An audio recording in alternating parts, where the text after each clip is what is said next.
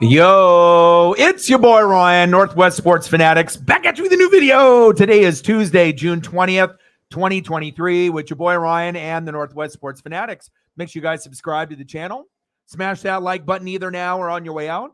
Donate to your boy if you can. Cash App, $ORION-NWSF, or the YouTube Super Chat right here. So we got this special broadcast on TBS. It's global. It's nationwide. Anyone that's got TBS or the TBS app can watch. And we got the Battle of LA, the Dodgers versus the Angels. Clayton Kershaw is pitching, and we're going to get a little Ohtani and Trout as well. I think it is going to actually be a pretty decent matchup, and let's go. I'm ready. Let's go, baby. I want to make sure I soak in as much Ohtani and Trout, and especially Kershaw, because we already know his time is starting to run out here a little bit. But I know my dad is watching. I'm ready. Obviously, with the Mariners and the Yankees, nothing really surprising with me there. Yankees 3, Mariners 1. It could have been a lot worse. So at least we didn't get a goose egg. But when you're going against Garrett Cole, you're losing 99% of the time. I mean, there's a reason why he was 7-1 going into the matchup, and I would assume that who do they give the win to? I would have given. He already went long enough. Yeah, he's 8-1 now, so tough to beat him. But this is going to be a good matchup. Now, if it was Kershaw and Ohtani, then that would have been all must see TV. But even though we're not getting Ohtani, out there pitching and hitting, we are going to be able to see him hitting as well. And I do think it is pretty cool that we are seeing this particular matchup on TBS. Not everyone's got cable, but there's a lot of people that have TBS, that are out there. So a lot of people can come through and watch. What's good? Let's get to 100 in donos. Quicksilver is in the building. What's good? All right, Mookie Betts up to bat. And we'll go over the starting lineups once we go to a commercial. Mookie Betts in the box. Pitches low. And inside. 1 ball and no strikes. Detmers on the mound. Betts in the box. Betts chops it foul. 2-1 count.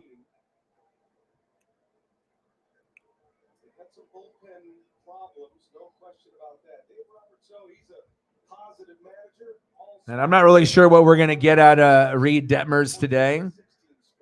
Not anyone that they're really intimidated by. So I definitely think the Dodgers will have a good opportunity to at least keep up in this game. But on the flip side, they did just get swept, the Dodgers, by the Giants. So nothing is guaranteed, even though it's not like an Ohtani matchup.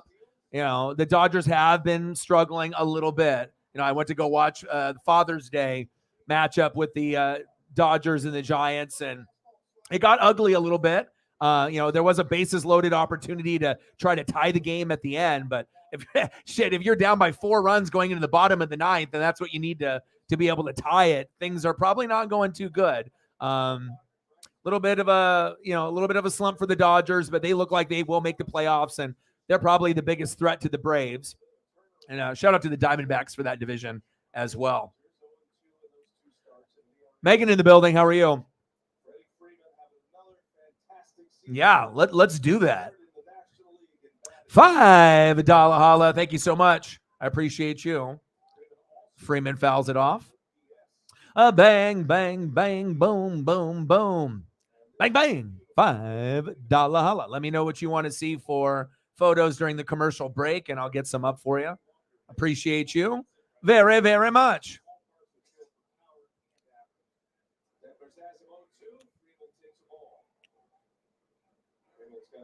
Wow, that's crazy. Yeah, I got to take care of yourself. Sleep is good. Virginia, Maryland, West Virginia, Pennsylvania, Ohio, Indiana, Illinois, Missouri. Yes. 5 doll hairs. Let's get to a hundo.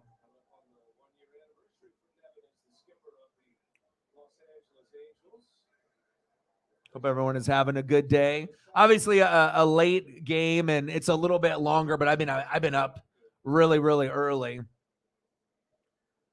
Attempted to try to do a video with my phone as I was walking with Paisley, but as I got home, and it's just the quality isn't good enough to be kept up, and stuff. So I might do it from like Instagram Live or something, or if I do it from the YouTube side, I'll just it's just for the people at the time, just to see what's going on. But like I did the rewatch on it, and I was like, this is like too pixelated to keep it up, Freeman, little dribbler towards first base, 2 away. But it was good. I mean, we went about 2 hours today. Then I attempted to do a little bit of that Mariners and the Yankees matchup, but I figured, it's such a long day. I need to make sure I can prep in time to get everything done. I did the thumbnail in advance, so thank God I did that. And then, it's like getting the lineups and, what number they are, position. You got to line everything up. So next up is Will Smith. Chop foul by Smith. That's a souvenir.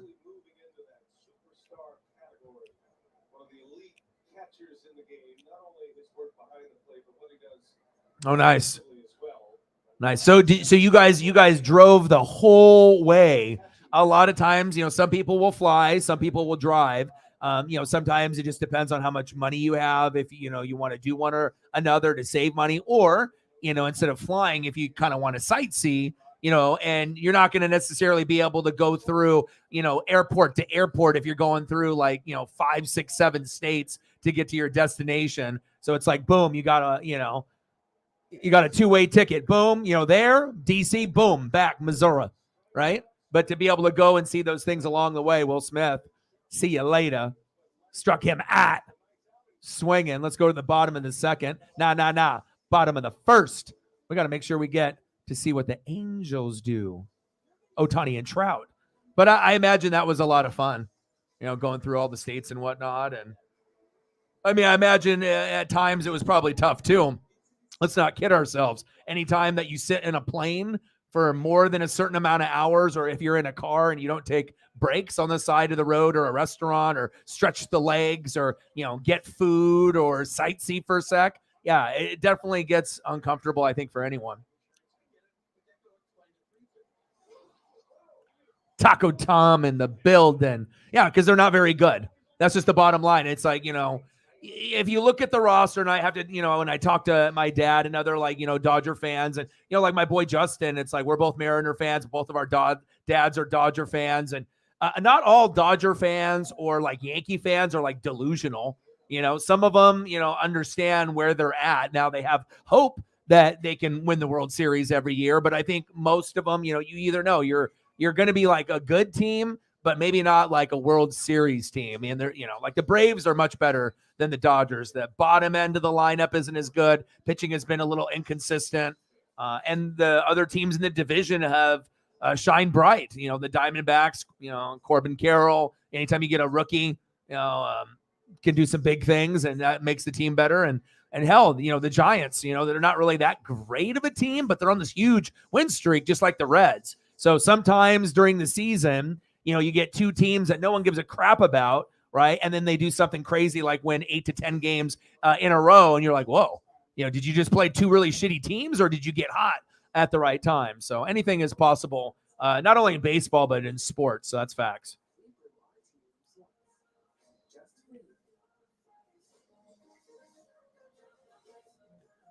All the cricket.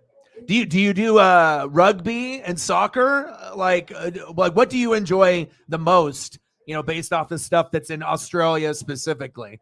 I mean, you like the football, you like the rugby, you like the cricket. Of course, I know you love the American sports, with like the NFL and college football. You enjoy those type of things.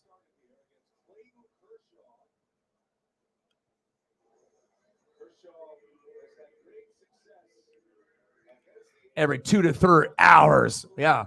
Because that's about the limit. I think some people, where they got to go to the bathroom and they're just like uncomfortable, it's like an hour and a half. But if you're kind of a little bit better of a trooper, you got to push it, 2, maybe 2.5. If you go past 2.5 and you're doing 3, people are kind of getting irritated in that last 30 minutes. especially if you got to use the bathroom or you're hungry. You get hangry, you know? So, but I'm glad that you had a good time. Obviously I missed you here, but it's good for you to be able to get a little vacay, get refreshed, not only for your mental health, but all the time that you put in here and the job. So I do appreciate everything that you do, and hopefully we can finish the month strong. And it's just nice to be able to have that consistency. And you know what I mean? Like I said, you'll get people that'll hop through, but there's not a lot that will consistently, put in that effort and grind it out. Next up is Shohei Ohtani. The rugby and the cricket. Who's your favorite rugby team out there? Who's the top dog? Ohtani pops up. Shohei. Be patient. 2 away. Next up, center fielder Mike Trout. And I don't want to ever take guys for granted that are larger than life. And I know Mike Trout isn't as like, wow, as he was. Now we have Ohtani and Judge to be like, wow, where we're actually seeing modern day living legends where they're larger than life, whether people want to admit it or not. Once Judge and Ohtani are done playing, people are going to be like, holy shit. It'll be like kind of like a Griffey type thing where you're like, probably not going to see that again. That was pretty special. So I definitely like soaking in. Like I feel a little jealous. My dad got to see like Mantle and Willie Mays and Koufax and whatnot, but we got some on this level too. And obviously Kershaw pitching on top of that. Of course, that's icing on the cake. The only thing that could have made this matchup must-see TV, like the top of the top, Kershaw, Ohtani, back, pitching against each other. But I'll still take Ohtani hitting only. And I know Kershaw is coming to an end. I remember when me and my dad watched him play, like, on the, single A, double A, triple A, kind of working his way up and, seeing this like kind of wild lefty, but definitely gave us Koufax vibes and, just having that control and then getting better and better and finally won a championship. And he's going to be in the Hall of Fame, and he doesn't have to be their number one anymore. But it's kind of cool to be able to see guys get old, right? Not cheat and be able to like have flashes of greatness towards the end of the career. Oh, 2 Dodgers almost ran into each other. Outman gets the catch. He says, that's my ball. Nice catch, Outman.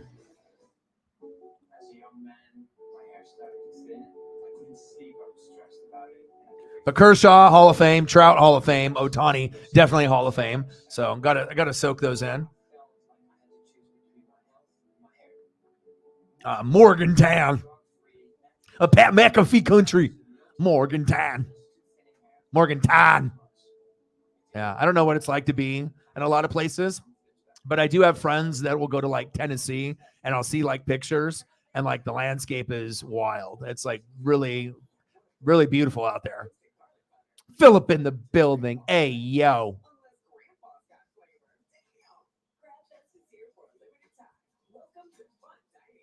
New Zealand All Blacks. I think I ended up doing some reaction video off that stuff a long time ago.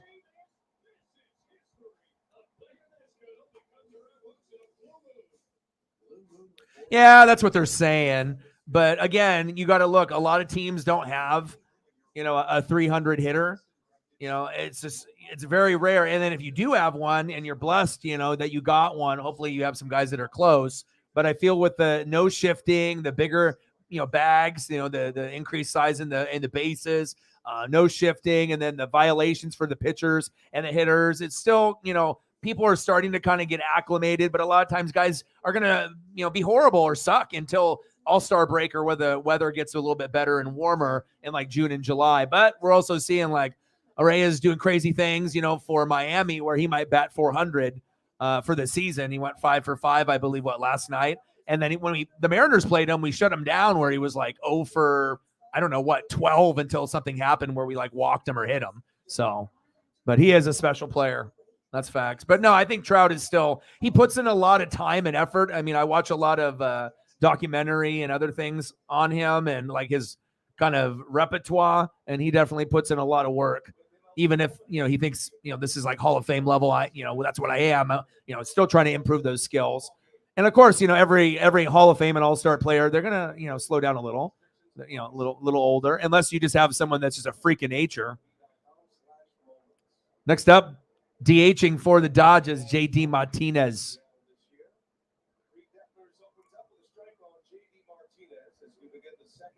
.257 average, 16 dingas, 48 ribbies.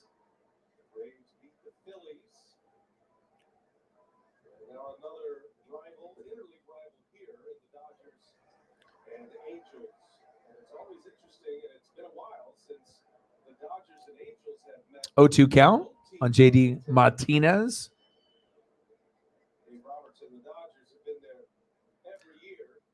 Detmers. Fouled back, 0-2 count. I don't think the Dodgers are really that afraid of Detmers, but it just depends on the production that we're going to try to get. JD, yes. There we go. JD Martinez. Nice job.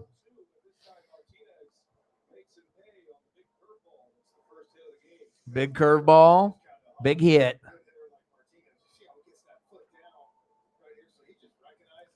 Next up for the Dodgers, second baseman Miguel Vargas. $5 holla. A bang, bang, bang, boom, boom, boom. Bang, bang. Appreciate you. $5 holla. $10, 90 to go.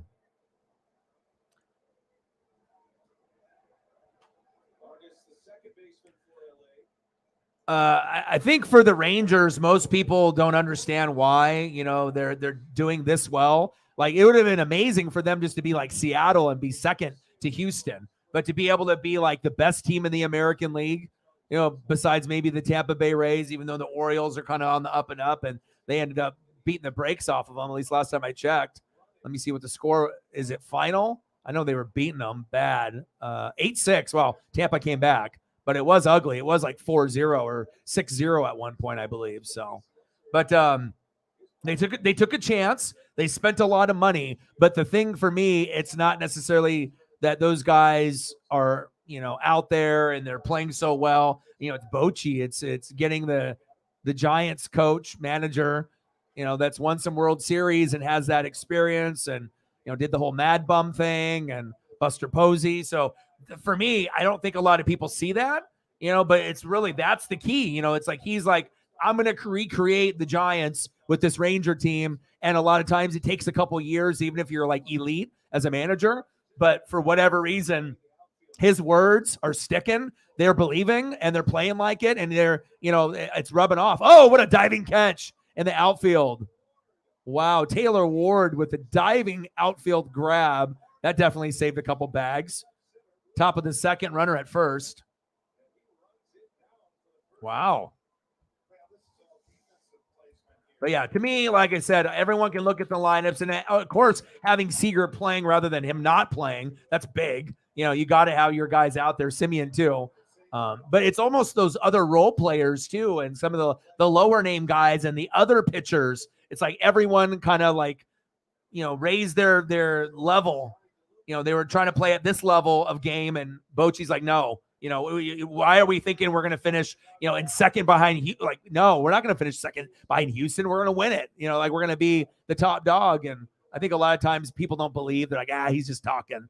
But if you have someone that says it, that has like World Series wins, you're probably listening a little bit more. So,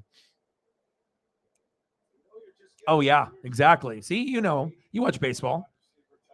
Yeah, sometimes you don't expect anything from a guy, or you're like, well, whatever. Hopefully, he has some good performances, and you can get to like 10 plus wins, and a good amount of strikeouts. 2 away, but not. I mean, look at Reyes as well. When he was on Minnesota, do you really think Minnesota would have been like, just okay, see you later, if they knew that they had a guy that maybe would be a 350, 400 hitter? And it looks like he could be generational. It doesn't look like, I got to see more, and I want to, you got to go back and look at his career, and see where the projection is. But he looks like he could be like another Ichiro type player, which is saying a big compliment. Or like a Tony Gwynn. Some Jordan Walker, I'll do that for you.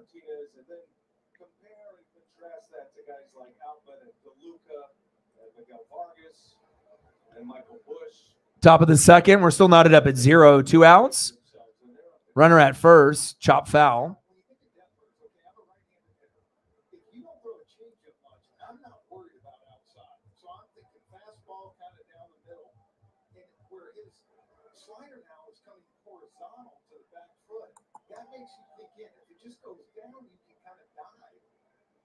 Making some good adjustments. The 6th consecutive 0-2 count. He misses with the 0-2 pitch. 0-2 pitch, outside, 1-2 count. Jordan Walker.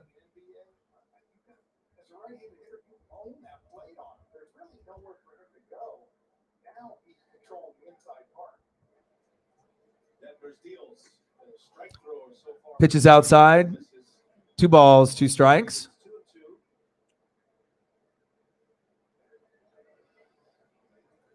All right, come on, Outman. Detmers is already at 31 pitches. Holy hell.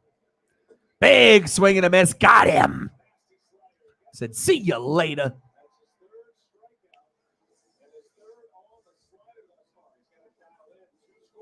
Wow. Well, I didn't expect a whole lot out of Detmers, and he's pacing for 10 to 12 Ks. Okay. Well, I guess that's the way it is. Dodgers keep struggling, and maybe a pitcher that is like 500 or below 500 has a above 500 performance. 3 Ks already outperforming Kershaw.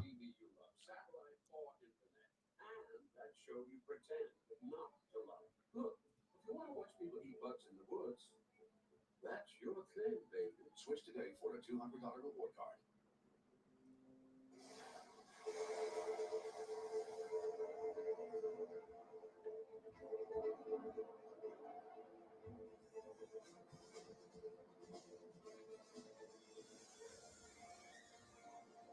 Bang.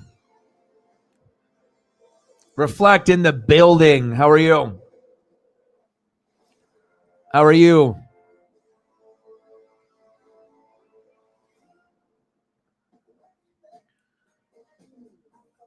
Yeah, I mean, it's just shitty with the PEDs and like getting caught, you know what I mean? Because it's always going to like tarnish your career. But he didn't need to do any of that shit. He was going to probably end up being a Hall of Famer anyways. Like Juan Soto is borderline, but I think Tatis and Machado, that's the real deal. Like Machado's the best third baseman, that's playing right now besides Nolan Arenado, and it's like not even close. Like those are the 2 best. But Tatis on what he can do, just kind of a shame that he went that route. Reflect with a 5. Appreciate you. Let me know what you want to see for a photo. If you want one, I got you.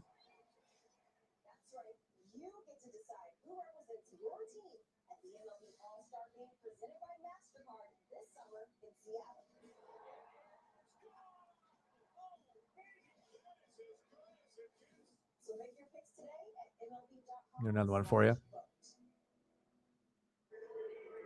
I like Jordan Walker too. He's exciting.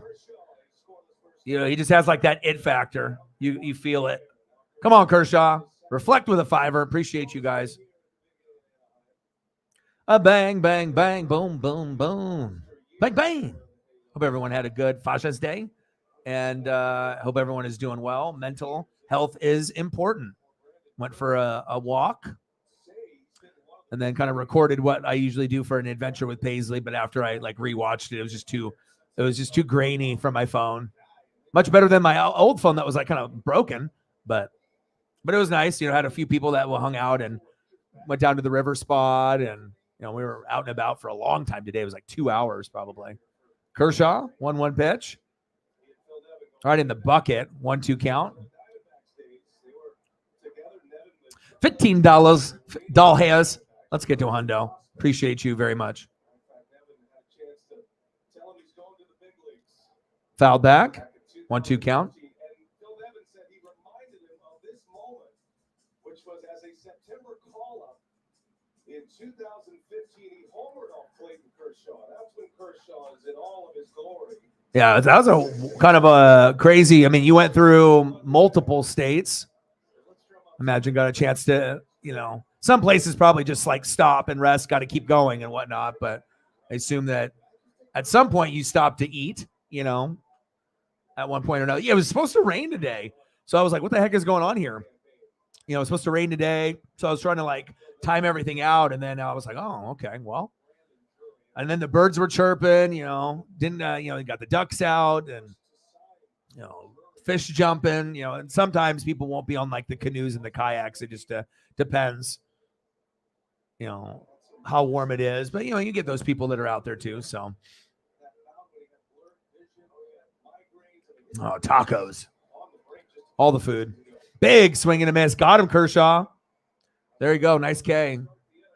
K by Clayton Kershaw. First K. Nice job. My dad's happy.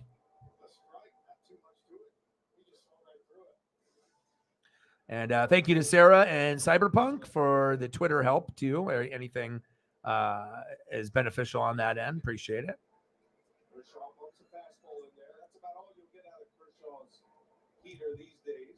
Home chicken Alfredo, homemade.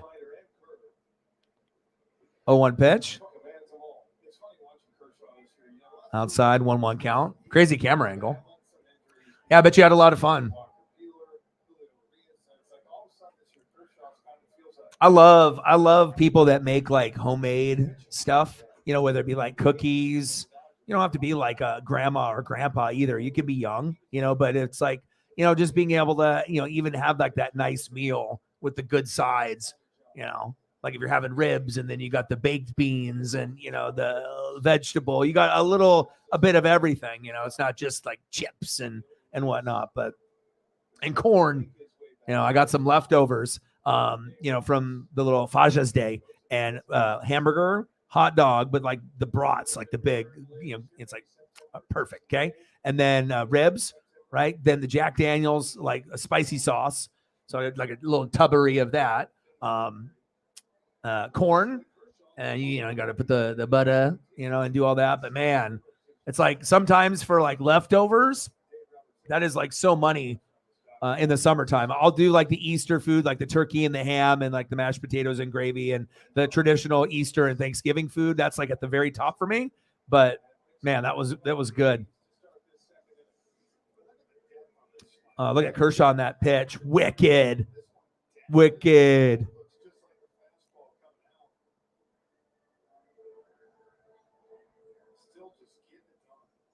Ooh, sushi's good. I could eat that every day. But obviously it's expensive, so you can't eat it every day. But some people have a little rotation once a week or a couple times a month. Popped up. You got it. There we go.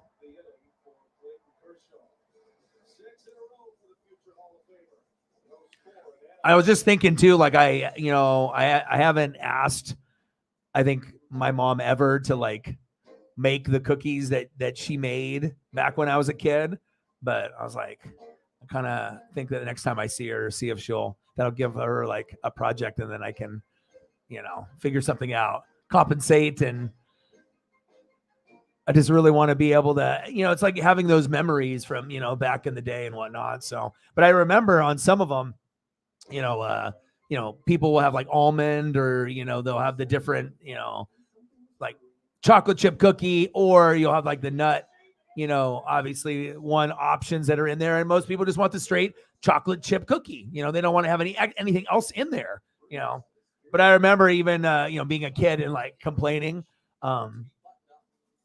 just like imagining, because it was like I had this like really old school cookie jar, like an 80s cookie jar and whatnot. Yeah, total flashback right there. Man, I need to. All right, end of the second inning. We're still knotted up at 0. Thinking about that old school food.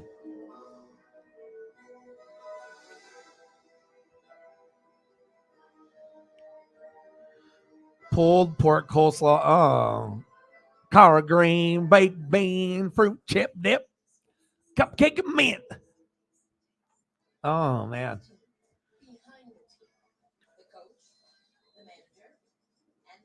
Oh my God, you have no idea. It's fantastic.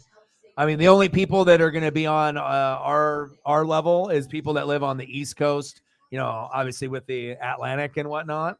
You know, they'll have Maine, obviously Maine and like all that space out there. If you're talking like lobster and whatnot, but being on the Pacific side too. I mean, we got really good lobster and the shrimp and clam chowder, super fresh. And there's like a lot of places that are like really good, and it doesn't like kill your wallet either.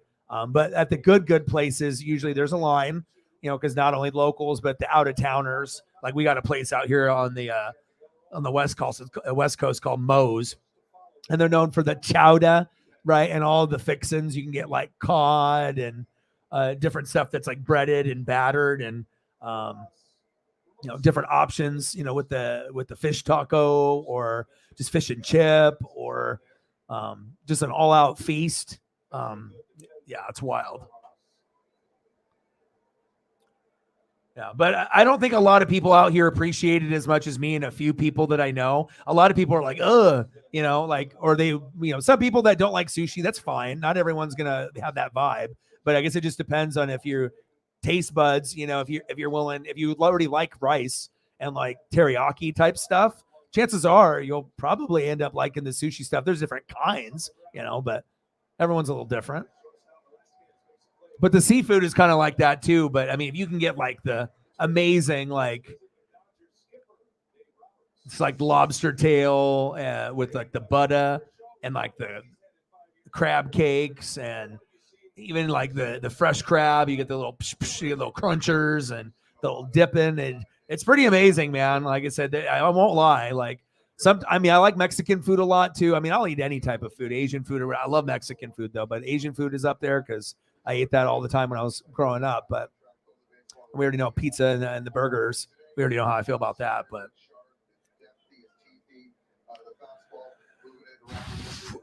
wow, I don't know, man. I have to go look at my couple of local spots to see what the price is. I don't even know because I haven't been able to afford anything like that for me to either go to a restaurant or to buy it myself. Elliot, what to do? How are you, my brother? My boy EE. EE's in the building. Mr. Pizza. Mr. Pepperoni. It's a pepperoni party. I sent him a little meme gif because I know how much he loves pepperoni pizza. I used to eat it like every day. And it was like this whole bedspread that was just like ridiculous. Like it's the comforter, the pillows, like the sheets, everything is fucking pepperoni pizza.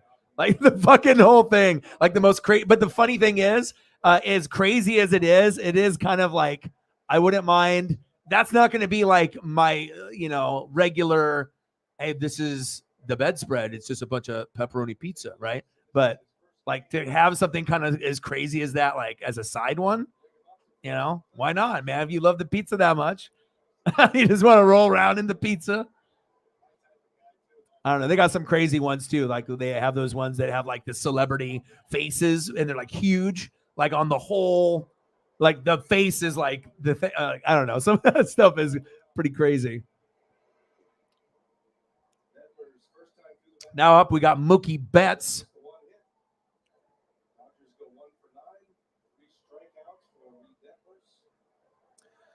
Oh, I bet.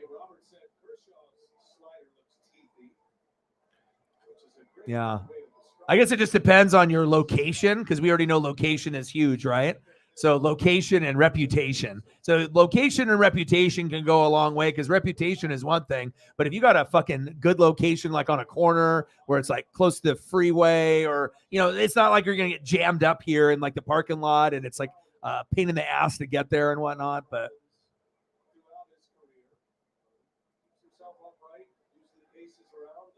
out there on the Oregon coast, I mean, I assume up on Washington, they'll probably have some fire places too, but we got Lincoln City and Newport.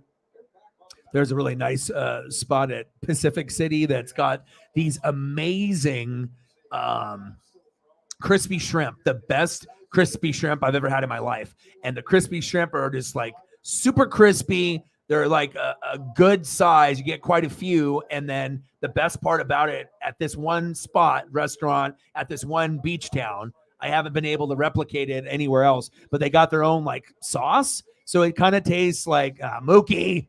It tastes kind of like Wendy's sweet and sour sauce, and then another type of like sweet and sour, kind of like Chinese food sauce. But then it's got this fucking spice in there, and it's like this weird, like amazing tang. Like I can't describe it, but like I would literally buy a ketchup bottle of that and pay like, I don't know, 30, $50. That's how good it is, right? But they do their own like creation. But every time I go to that spot, I can't just order one like portion. I have to be greedy because I know I'm not going to have it probably for a year. So I'll get like two. So I don't know how many pieces that is. Five to eight each, probably in each little portion thing. And they're, amazing size. And they're like, they got the batter with the crispiness down, which is wild. But like every spot, that's the spot there. And then Lincoln City's got the Moe's, and then that's got the cod and, the other breaded, fish options. And then they got crispy shrimp, but they're also clam chowder, the chowder is the best. Obviously, I would assume Maine will have better than we have, but as long as we're number two, out of everywhere else, I mean, we'll take that. But like the Maine chowder, that over there on the East Coast. But we do it over here too, but where you do like the bread bowl. So they get like a piece of bread and they hollow it out, and then the soup goes in the bread, and the bread is actually good enough where you can like pick off of it and dip it and like eat it, and you can essentially eat the whole thing. So you eat the bread and the soup, and then once you get through the chowder, right, then you can eventually, like, if you want to, you can eat the remaining of the bread, and it's like soaked in and everything. Delicious goodness, But again, that's not going to be for everyone. But I enjoy, like I said, I only get to do that type of stuff like once or twice a year, but it's a delight, It's like Easter food, like turkey and ham and mashed potatoes and gravy and, the deviled eggs. And then you get a little bit of the fruit and the rolls, all the goodness, cranberry. Oh, stop it, dude. You did not. I was just thinking maybe a couple weeks ago, I was like, man, because I remember I ordered something. I think I ordered like nuggets or something, like double stack. And I was like, man, I was stupid. Like, how the fuck how do I get home? And I didn't even do the strawberry lemonade or any of the berry lemonade options. I don't like the ones that I've tried, I think almost all of them, but there's two that are definitely the top tier. That's probably one. And then the other one is very delicious, man. It's like, I almost feel that I need a bigger cup. It's like you already get an insane, I mean, you're paying money, so you're getting the good sized cup, but sometimes it's like, yeah, I want as big as a cup as I can get. Oh, it's really nice out here. We got a lot of good scenery. It's great for, snowboarding or skiing or city life, suburb life, if you want to go camping or to the ocean.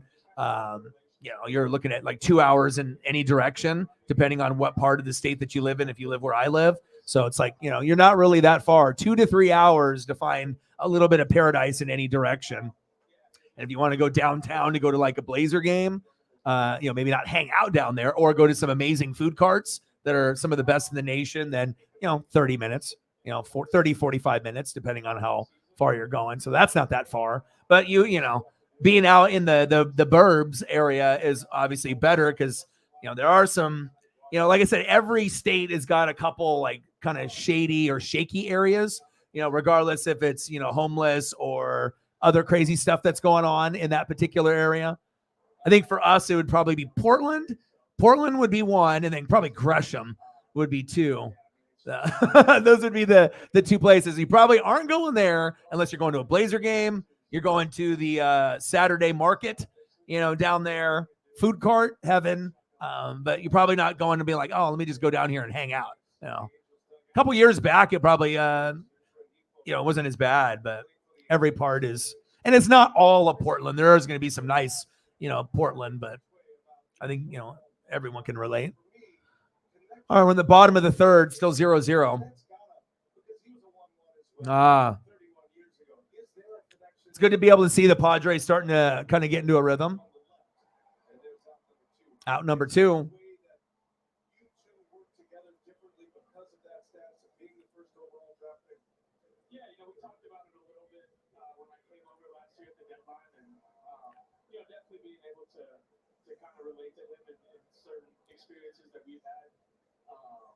Oh man, this sounds good. Strawberry lemonade from Wendy's. You know, Wendy's like they do like their whole like commercial. You got that like skinny dude, and then you got the other dude in the commercial. But they need to promote. Like, you know, it's like, what do you got that's the best? It's not even necessarily the burgers. A lot of times it's the nuggets because they're a lot better than McDonald's. Like, you get them fresh, both places, it's not even close, you know. And then the strawberry lemonade. It's like, instead of like promoting all the other stuff, that's what they should be promoting their money in. It's like, realize the stoners and the people that are like, you know, after a party and they're like drunk or even sober, you know, it's like, okay, what are you going to pick? The nuggets? Strawberry lemonade. Dungeness. Dungeness is most people's top. Yeah, we have top tier salmon. That's absolutely. And then if you pair it with like the rice or a vegetable, you know, you got to have like the Brussels sprout. You know, you can do like the Brussels sprout or asparagus, right? And then you have that. Yeah, oyster mussel. Yeah. Trout, rainbow trout. Yeah. They going wrestling on me. Taco Tom's everywhere. He's like, this guy fucking follows everything. So no matter what question I ask, he's going to fucking have some kind of answer. Yeah. What's good storytelling, right? I mean, we all understand that Roman's had the belt so long, too long, right? Because you want other people to have opportunities and whatnot, right? But you're finally starting to see like you're a team. You know, let's get Uzi, you know, Sami Zayn, and then no longer, and then Usos. But it's just long term. Like they're trying to make up for the like 10 or 15 years where the storyline shit was crap, and they're trying to give you that one like special moment where it's like an NWO for WCW or a DX or a Rock Stone Cold or Undertaker moment. And obviously Roman isn't going to be ever as liked as a lot of those past legends. You know, it's just like you can be part of the younger generation, but if you go back and look at like the Rocks and the Stone Colds or Roman Reigns, I don't know if anyone would choose Roman over the other two, like not even close. But you know, they're trying to make him the modern day Hulkamaniac, Hulk Hogan. I love the crab reflect. Me too.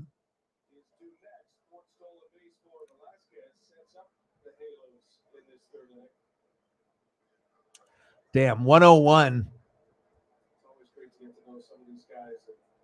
That's like way too hot. Crazy, dude.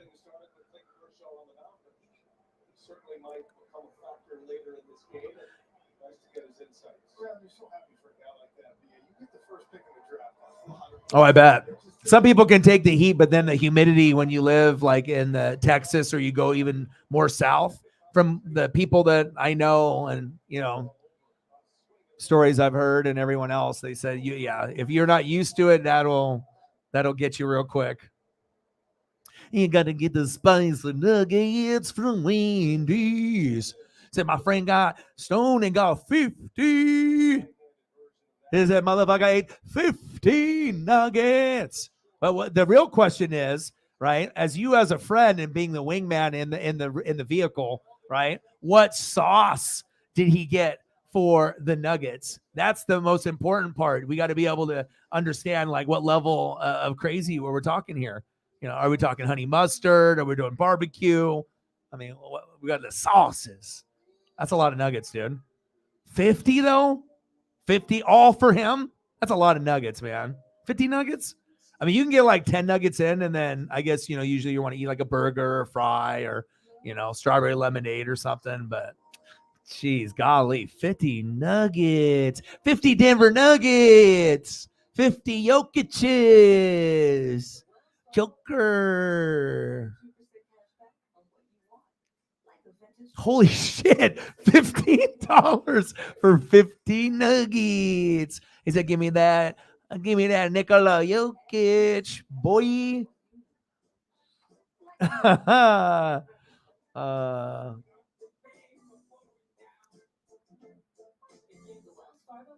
Odin son. He's I got the ghost pepper wings for Popeyes myself. the best beard on social media, the champion, the hardcore champion, Odin's son, my boy. See, that's exactly. See, now you know they have different levels of like crazy, you know, like, oh, this guy's going to jail, right? No sauce. Who gets 50? Hold up. Said my friend got 50 last night. What, the spicy nuggets from Wendy's? And then I said sauce because people don't ask, because I gotta know what kind of personality I'm dealing with, a crazy person or normal. And then no sauce. He got no sauce. Who gets 50 nuggets and no sauce? That is like not normal, son. But he said, I don't get sauce either. You don't? What's wrong with you? You're not a condiment guy? Bro, you got to try. If you don't try, how do you know if you won't like the sweet and sour or the honey mustard? Honey mustard usually is the best out of any. Like if you can be a barbecue sauce guy, that's cool, you know, for like fries, nuggets, and other things, chicken. But like I think honey mustard gives you the best flavor, and you could do cheese sticks. You could do that in honey mustard. You could do fries. You could do nuggets, a Nikola Jokic, right? Gotta try it, bro. Life is more than pepperoni pizza. I'm telling you. Odin, my boy.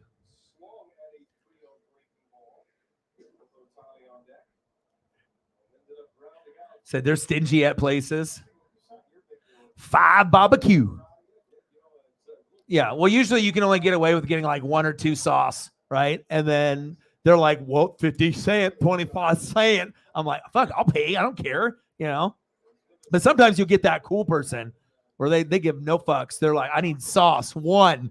And then all of a sudden they give you like the expensive sauce that costs like 25 cents each, 50 cents each, right? And you get like 5. You're like, thank you. Then you just got to make sure you don't use them all.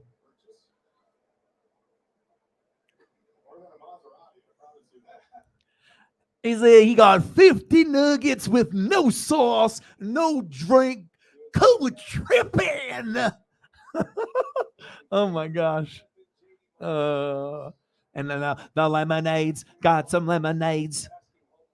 Man, I miss it though. I really, but seriously though, anyone, I mean, I guess it just depends if you're a condiment, you know, person. But the thing is, you gotta trust the OGs in the room that we wouldn't be lying to you, you know. Not every sauce is going to be for every person, but I would think that most condiment, dipping options are pretty fucking amazing. You know, boom, a little ranch, boom, a little barbecue, boom. What else? There's plenty. Sweet and sour, honey mustard, ketchup. Welcome the world to the ketchup. He's like, pepperoni pizza only. I've had it right out of the womb. I've been eating it since my first days of birth. But yeah, but like you said, the situation is different. So the pizza diet is not the same now because he's not there anymore. He's not there anymore. He leveled up though.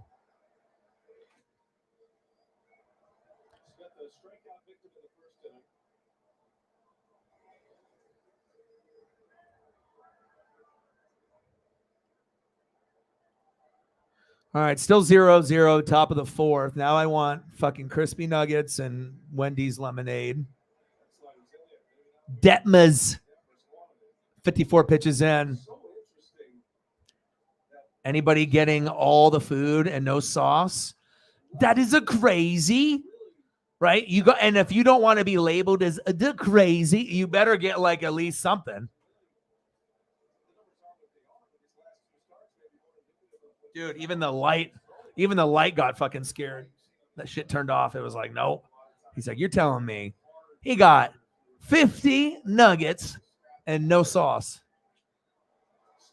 Smith popped up. Will.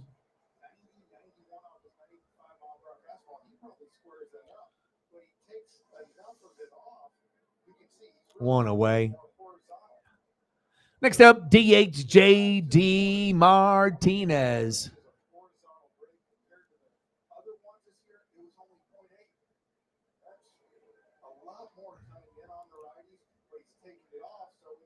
Elliot's like, I would try most sauce, but not ketchup. Fuck ketchup. Literally, my biggest fears are death and ketchup. That shit is ass. And then 10 seconds after he wrote this, but my favorite food is pepperoni pizza. Shit. Which is ketchup.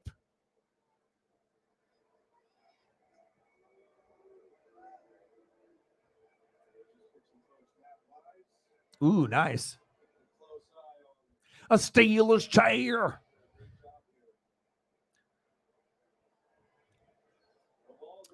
Wadabaga and the yak. I guess it depends on where you live.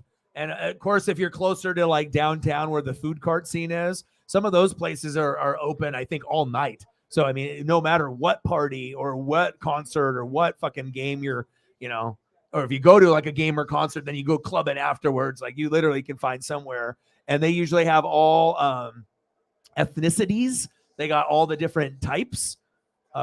So that's kind of, I mean, think about it, like you just walk, it's not just burger or like, oh shit, it's so late, nothing's open, or just like pizza. Like there's like Thai food and like pad Thai. Like, I mean, there's just everything. Like I guess it just depends on how faded you are or whatever, what you're craving and whatnot.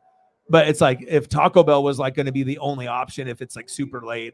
And then if that's getting borderline to close and you get something that's like Mexican food, it's going to be like a restaurant. It's going to be good quality. You just don't expect good quality late at night, but I guess it depends on where you're at. But like if you're at a normal city or location and you don't have those special things close to you, then you're going to be kind of shit out of luck, just depending on what's, open. Big swing and a miss. Got him. He gave him the fucking cheese. That's why the announcer said, give him the cheese. Fuck. All right, man. Give him the fucking cheese. Next up, second baseman Miguel Vargas. He does. I need to go to some zombie burger. Boom. He said, honey.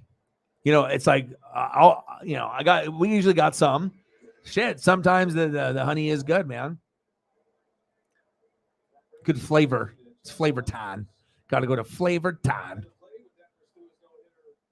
He said, I had pepperoni pizza yesterday. I want it again. I need it again. Mark in the building. Mr. Alabama and NASCAR himself.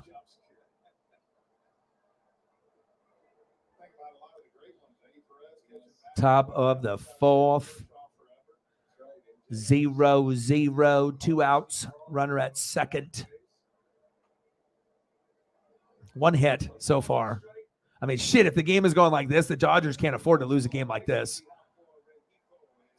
Rengifo to first. See you later. Let's go to the bottom of the fourth.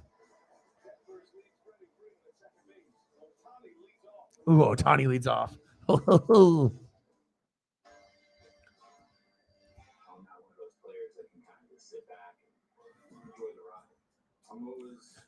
Dude, that's awesome. I'll be honest, out of all the guys that have ever like cheated or got caught for like something, if it means anything, out of all the guys that have done that, you know what I mean? I think I like him the most out of any of the people that have ever gotten like busted. You know what I mean? Like, I just feel like he didn't have to do that. Like, you were already on Hall of Fame pace. You probably weren't going to be, like a Manny Machado, legendary, third base, legend, but you definitely were projecting to be Hall of Fame and really special. It's all good. That's what, seriously, sometimes during the stream, we'll just do food, sometimes during the middle or at the end. And, back in the day, shit, we ended up going for like sometimes long, like 30 minutes, hour, sometimes a couple hours. I mean, especially if you can get like really good, like HD 4K food. I mean, there's just like, everyone can go to like different websites and you can read and look at memes and GIFs, but to be able to see like amazing food for like, I don't know, 20, 30 minutes. It's good. Oh, Odin, my boy, thank you. Every dollar counts. It's nice to be able to have some doll hairs. Appreciate you. It's always good when you have people that, support the dream and the grind and believe in you.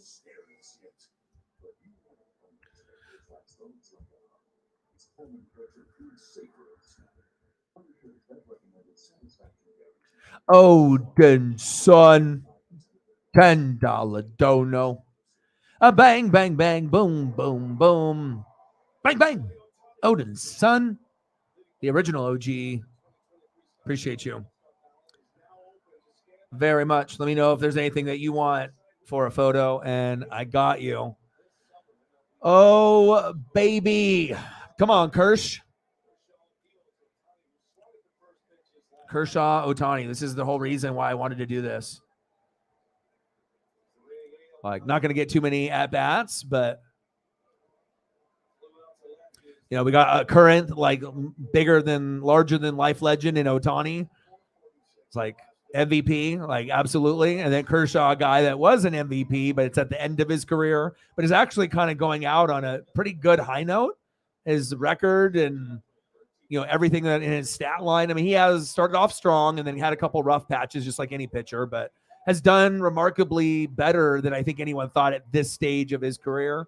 I mean, regardless if you have good pieces around him or not, it's, sometimes he gets shaky. When he's good, though, he's really good. But when he gets roughed up early, it usually continues. Oh, Ohtani. Last 19 games, 29 hits, 19 extra base hits, 15 walks, 3 stolen bases. Only other to match those totals over a 19-game stretch, Lou Gehrig, 1927. I've heard of him. Kind of good. Ohtani struck him at. Nice. Oh, baby. Kershaw gave Ohtani the boot. Oh, baby. Clayton Kershaw. Got him.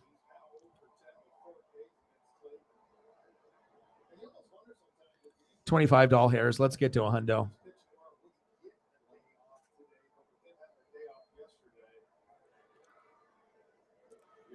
I've watched him. I mean, I'm half Japanese, so I mean, anything that's coming out of Japan or, just depending on, I mean, I'm not going to follow everything, but if it's usually like top tier baseball prospect, like Ichiro, and watching him on Oryx Blue Wave, so I already knew Ichiro was going to be good on the MLB level, but sometimes, you think a guy is going to be like all-star good and then turns into like Hall of Fame good. And that's what you got there. But Ohtani is the modern day Babe Ruth. It's not going to slow down. Mike Trout was like the best player for a long, long time. And Ohtani and Judge are better at this point in their careers. Trout is like the modern day Mantle, the modern day Willie Mays, very good with consistency, even if he's slowing down just a little, right? He's still money. I mean, regardless of what anyone says, if you wouldn't want Mike Trout for offense or defense, even at this stage of the career, it would be crazy. He could really help a team get over the top. I'm not sure if they're going to bring people to him. So he's probably praying that Ohtani stays, but he could end up on the opposite team here on the Dodgers. It's very possible. But based off the pitching and the hitting, I mean, Ohtani's leading, I think, like in home runs and RBIs, and is like a top 15 pitcher. Sometimes, top 10 stats. Sometimes, it looks like top 5 stats. It wouldn't be that crazy to think one day if Ohtani ends up being a top 5 pitcher and being a top 5 hitter, because he's already doing something already pretty close at this point. And I mean, Babe Ruth was amazing, but Ohtani's a better pitcher than Babe Ruth. There's not very many people that can do both. That's why Bo Jackson was so crazy. It's like Deion played both sports, but he was only elite at football. But Bo is all-star, Pro Bowl in both. So that, to think about what kind of athlete Deion is, arguably the best corner that ever lived. And then Bo did it on both ends, football and baseball. So there's another like freak level athlete. I don't think a lot of people recognize like how like Bo Jackson is the best overall athlete I think that, most people ever got to see for a short period of time. Kershaw wheeling and dealing. Yeah, I was at least I was blessed, I was part of the, Bo knows, with the cards, the poster was hung up in the room.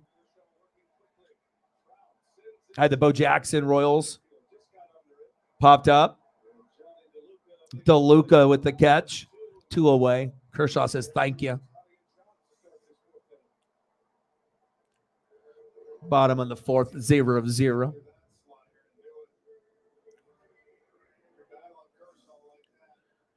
Yeah.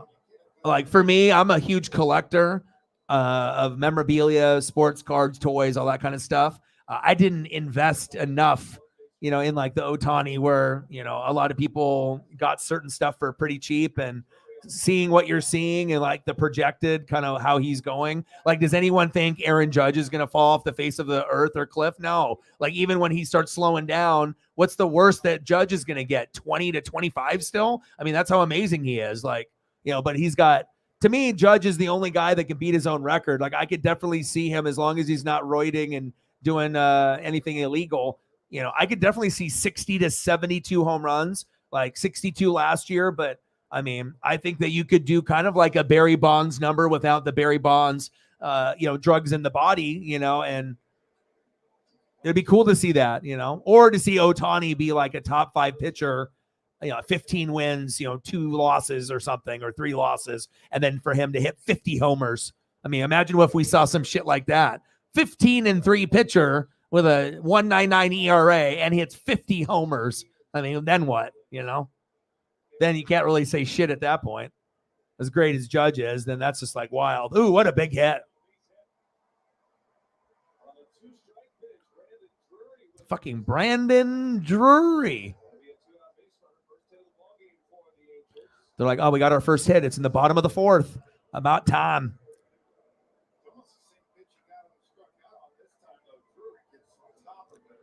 Sergio Montano. Dragon Ball Z. Let's go, Angels. Yeah. Yeah. Yeah. It's like vacation time, but nice to get into, a good circle. I mean, obviously I'm a big Barry Sanders guy. Like, these are my 5, like my top, like from what I saw, it's like in my childhood, it's like Joe Montana, Jerry Rice. I mean, if you grew up in that time period, there's nothing fucking better. Barry Sanders, Bo Jackson, and then Dion on what he was able to do from the Falcons, to the Niners, to the Cowboys. I mean, but with Bo, I mean, Dion is just like, could be arguably the best corner of all time, and he couldn't even do it on the baseball level. And not only did Bo do it on the baseball level, but he was doing shit like climbing fucking walls like a psychopath. Like, who does that? Who has the athleticism to even try something like that? The only couple people I can think of is maybe Griffey would maybe do something like that. Sosa had a couple like littler ones, not as like extravagant, but there's a few guys that can go up there and be athletic, but if you don't have the good legs for it, you're going to snap your shit, right? But Bo was built like a Barry Sanders. He's a big upper body, big lower body. I'm just fucking more athletic than you. You want to be strong in the arms, I'm just as strong as you. And you want to beat me with your legs. Well, if you're, Bo Jackson's like, well, as long as it's not Barry Sanders, I'm good. So like 1 out of 1 billion people, if I'm not matching up with that, then I'm good, right? And it's not like he had to go against that on defense. But I still haven't seen anything really like those two. I mean, Emmitt Smith was great, but shit. I mean, you give Bo Jackson or Barry Sanders that line that Emmitt had, Emmitt's records would have got fucking obliterated. Barry would have obliterated that shit fucking in 10 years, what it would have took Emmitt to do in 15. It's like on the Lions, it was like -3, -1, right? +4, and then 80-yard touchdown. Like what? One good offensive lineman in like Sanders' career. Bottom of the 4th, popped up. Oh, over his head. Oh, Drury, he's a huffing, a puffing, a huffing, a puffing. I need to get a run. Sliding it at home. Safe. Oh, my. Unbelievable. It was incredible. No problem. I can get you some photos too. $2 holla, bang, bang, bang, boom, boom, boom. The coffee. The brother. Bang, bang. Appreciate you. Well, we finally got. Oh, what are they doing? They're challenging. Yes, thank you so much. $27. Thank you so much.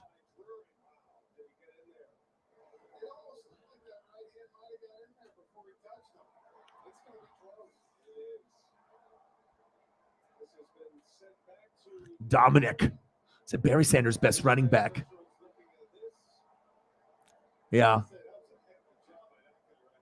But the thing is if you actually saw Bo match up, you could even put Bo, on that same level. I mean, Bo got injured, but Bo's numbers could have been just very, very close to what Barry did, or maybe at times even better. And there's not very many people that you could say that.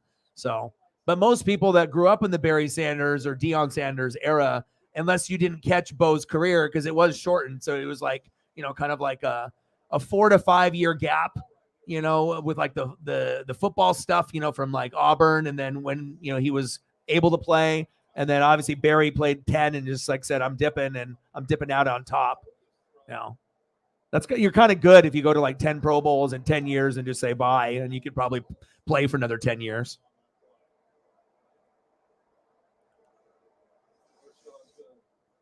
Yeah. But I guess, like I said, it just depends if you got to see from your own very eyes Bo, Barry, and Deion. Like if you got to see them, I mean, yeah, Deion arguably is the best corner, right?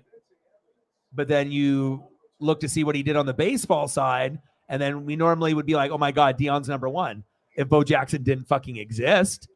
But when you're an all-star in both, and not only an all-star in both, but top tier all-star, not a guy that just fucking made the all-star, but the guy is like doing amazing things. Like, you know what I'm saying? Like, I don't know. It was kind of a crazy, and it didn't last long for, the football side. And then, the baseball side definitely wasn't the same person after the Royals, from all the other opportunities and whatnot. So, but prime, I don't think we've seen anything like that. But then also, if you go back and watch like Auburn footage, it's just fucking ridiculous to watch. It's like you're watching Bo Jackson. It's just like, okay, you got the Auburn helmet on, but this is just insanity. Or if you see like high school stuff.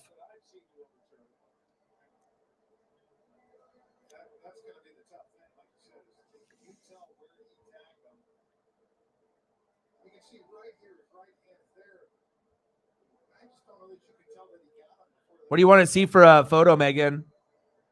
You want regular? The regular 10 Angels. They're reviewing it. Hello, my name is Pete Carroll. Trying to get that NFC West.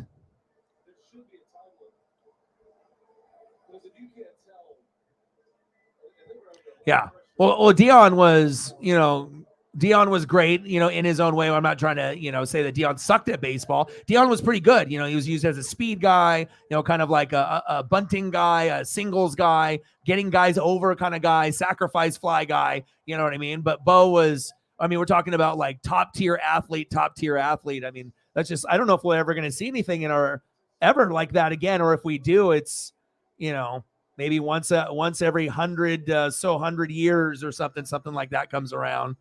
Maybe more than one generation, but multiple generations. So, man, he's still. But the thing is, his personality is like, young college kid or someone in their, 30s or 40s. And if you're genuine and you're like that, it resonates.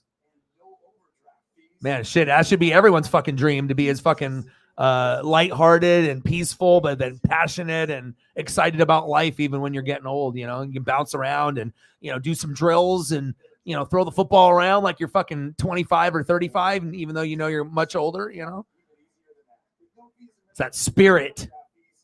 Got to have that spirit. If you got that spirit, it'll make you live longer. It's a better way to live life than being a hater.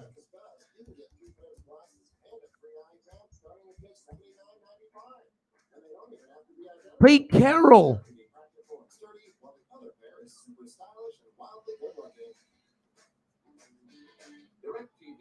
Yeah, I won't lie. I definitely thought there would be a change at some point, or it would have happened. If these last couple drafts didn't happen, that might have been.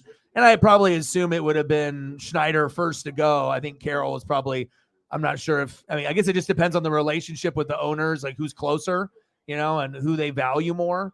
And sometimes the GM is valued more than the head coach. But depending on the head coach, it could be, hard to replace. It's not like they make good coaches in the NFL out of everywhere. There's not very many of them.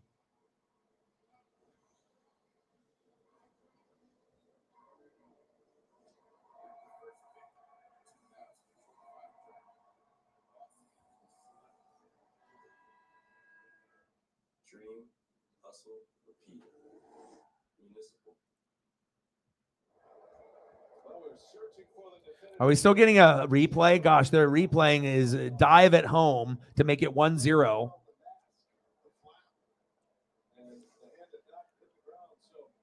But what is behind closed doors though? To the media, right? Equally. But reality, what's the real truth? Like behind closed doors, no microphones, no one's gonna know who's the one that's the top, who's the one that you keep before you fire the other one. It's not like you're gonna get rid of both at the same time. Then you'd have to find two jobs. Got him at first.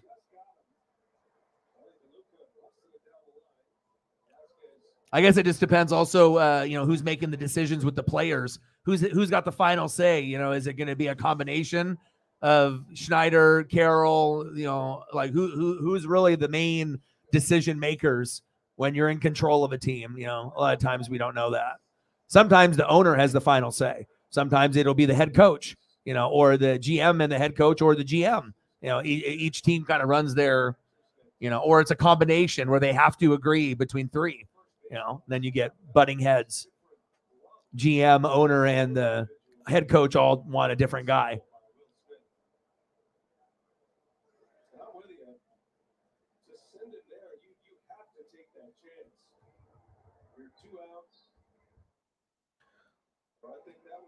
Top of the fifth, still 0-0. He was called that. Come on, Outman.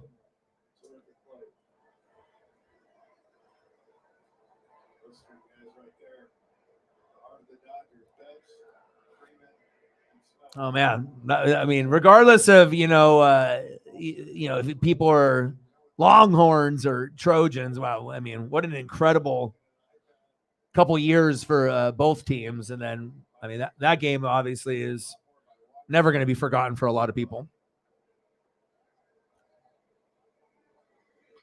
Chop foul, 2-1 count.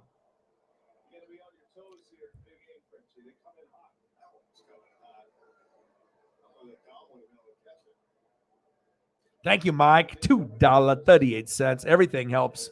I appreciate it. And it will.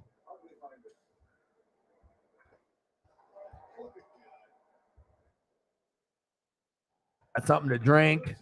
Something that I'll need. $2.38. It's like no matter what, I'm gonna do whatever I can, whenever I can. Appreciate you. $2.38. Take bang, bang, bang, boom, boom, boom. I appreciate Mike. Always trying to be generous, however he can. Bang, bang. $2.38. And you know what? And that people think $1, $2 doesn't matter. The hell it doesn't.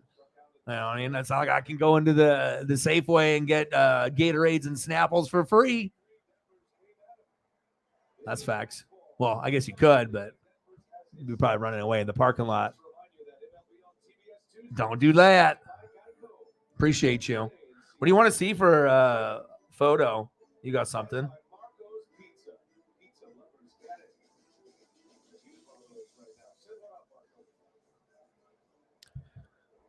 Top of the fifth, 2 ats. Miguel Rojas. I like that photo. At some point, we will get some runs. Yeah, it is much appreciated. Nice little blooper Run, run, run, run, run. Got him. No way. Off the bounce. You got to be shitting me. My goodness. 29-38. 70 and some change to go.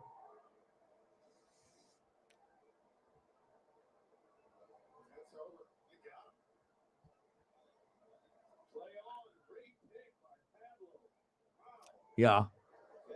See, that's kind of the mystery, because like in college, we already know, if they're going to have millions of dollars, they're going to let the coach coach. And as soon as the coach doesn't do what they want or they're not winning enough, they're fired. See you later. Right. So, but in that time, they're running it. But in pro ball, right, I think every, organization is different. Like think about like let's say the Cowboys, right? You think really anyone besides Jerry Jones is going to have the final stamp and say, like he's got to hear every little detail before anything is committed to. At least that's what it seems like. Like if you were gonna, just assume, I'm just gonna I'll just let McCarthy make all the decisions. Dan Quinn. I mean, shit. I think he probably doesn't even want his kids or the other people in the family. Someone's taking over at some point. Because I don't think he's going to sell the team. It'll probably have to get to the point where, unfortunately, if he does get to a point where he gets old or something happens and he passes away or he sells the team, then, we'll see at that point. But it makes you wonder.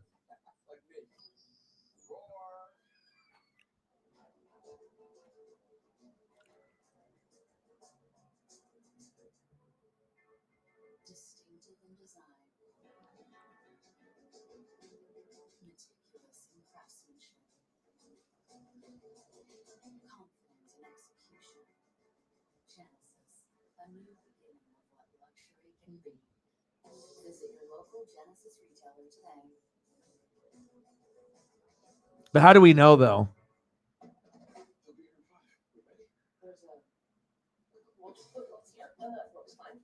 How do we know? How do we know, though, with that?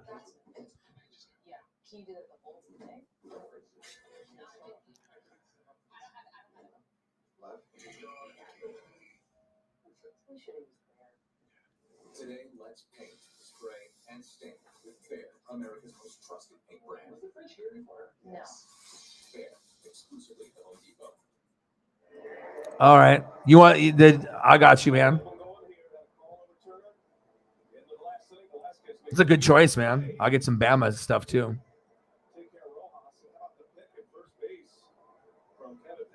Kevin Padlow. See if he can get a hit. Kershaw on the mound.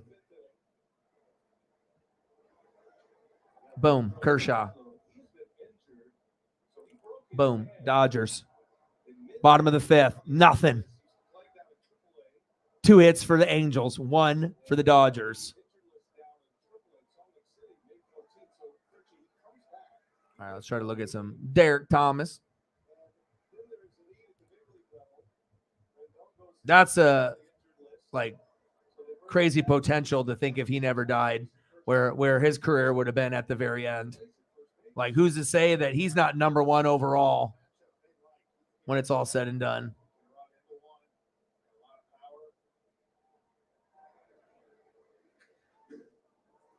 All right, boom. Appreciate you and y'all support. Started off there. Chiefs. And then we'll go a little Alabama.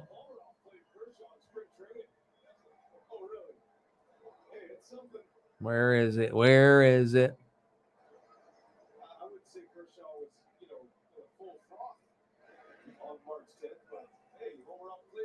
Oh, yeah. Bama, Bama, Bama, Bama, Bama. Roll Tide. I think like modern day, younger, they have no idea that maybe how good of some of the players were in the past. There were players that played pre-Saban.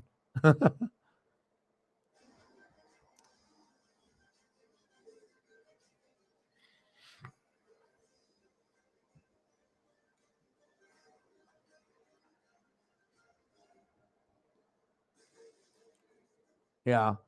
But also, too, right, even if you're like the hugest Cowboys fan ever, sometimes it feels like like when you're watching a Cowboy game and like everything that they have there, right? They're trying to make money. We get it, right? It's very elaborate. Screens are big. Everything is awesome, but sometimes it feels like, are you trying to put on a show? Or is this like football? You know what I mean? Like sometimes money needs to be placed with like better coaching and better advisors to like direct the team in a better way. And I think you would have more success, out of the team, because it's like they're never bad. It's like fucking A. What at the worst? What are the Cowboys? Even if the fan base, some is good, some is toxic to some people, right? But they usually don't finish lower than 500, and it's just about being able to climb the ladder. Derek Thomas, Kershaw, 4th K. Yes, sir. Kershaw. My dad's smiling right now. Yeah. Hoo-hoo. Take that. Get that. Detmer's got 6 Ks, though. He got more Ks than Kershaw.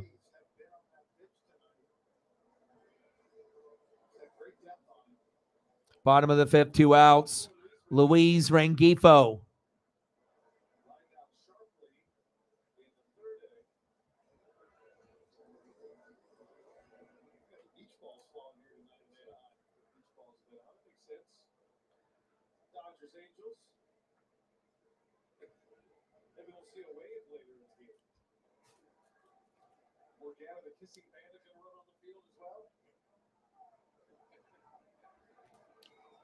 Come on, Kershaw. Chopper to 3rd. Get him. Got him. Good. Bottom of the 5th, 0-0. The hell's up with these California teams? Thought we were going to get some runs today.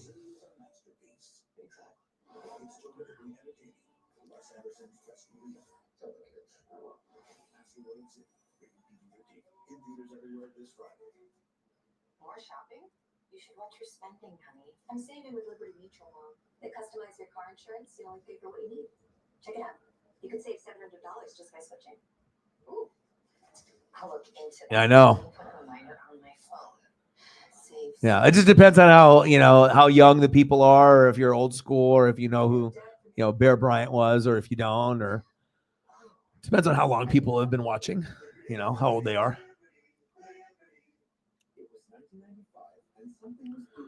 Yeah. Lots of really good players over the years too. Like I think like the average NFL fan doesn't know that Sean Alexander went to Bama, unless you're just like a Seahawks fan or you remember, but that would be shocking to some people, I think. All right, Dodgers due up in the top of the 6th.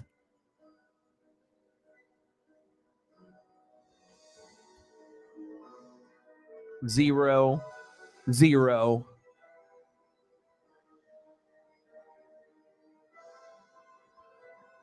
Next up for the Dodgers in the top of the 6th, 0 for 1. 3rd baseman Michael Busch.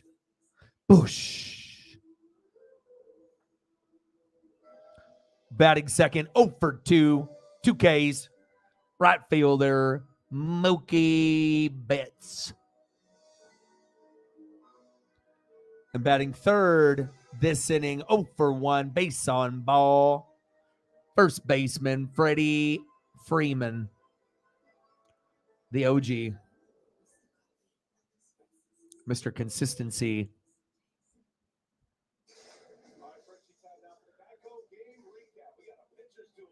Oh, it is a pitching's duel.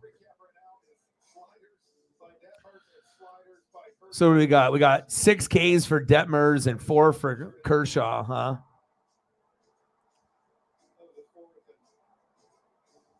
He's like, I'm trying to outplay him. I see that. All right, top of the 6th. Something's got to give, right? Someone's got to score at some point.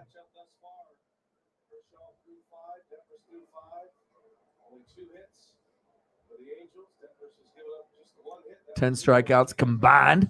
I would rather have Clayton have 6 and rather Detmers have 4, but sometimes you got to be able to put the ball in a spot to just get like pop-ups and grounders. But at this point of his career, it's like if that happens, it's kind of like not planned. Maybe his like location wasn't there, and then he'll get roughed up. Come on, Bush. He's got 4 strikeouts on the slider. His 6 overall. Michael Bush, former first rounder out of North Carolina, playing just his 11th year. Chopped up, popped up, back. Nah, Ward's got it. 1 away. 7 in a row for Detmers. Next up, right fielder, Mookie Betts. Hall of Famer. A Hall of Famer? A Hall of Famer. Mookie might be more popular, but Freddie, I think, is the better player. I think both are great. I think both are Hall of Famers, but I think if you're like looking for consistency, like Freddie will be more consistent, but Mookie will make the more explosive home run. Like that'll like really, just electrify not only the team, but the crowd, and, comes up with more of those like, oh my God, magic moments. But I think if you're talking consistency and behind the plate too, if you look at patience, I think Freeman is one of the most patient. Sometimes Mookie's great at being patient, but also he chases. And I'm not saying that Freddie doesn't, but not as much. He's pretty consistent. Like if you got bases loaded or you got one guy on and you need to be able to get one guy, it's probably going to be between these two. And they're both great. But I'll tell you what, nobody's got power for a little guy like this, though. Altuve's, kind of smaller as well, but Mookie's on another level and better than Altuve.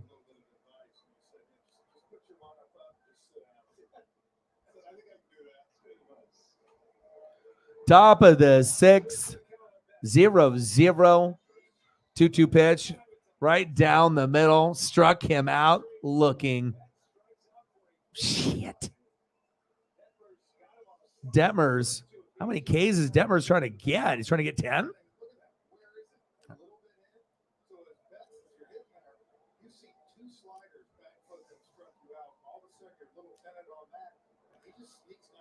Yeah.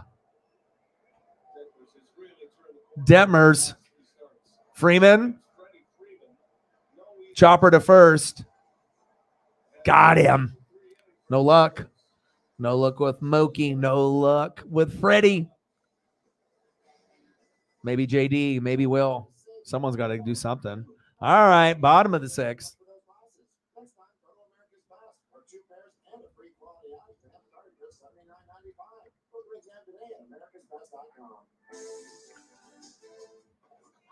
Angie that.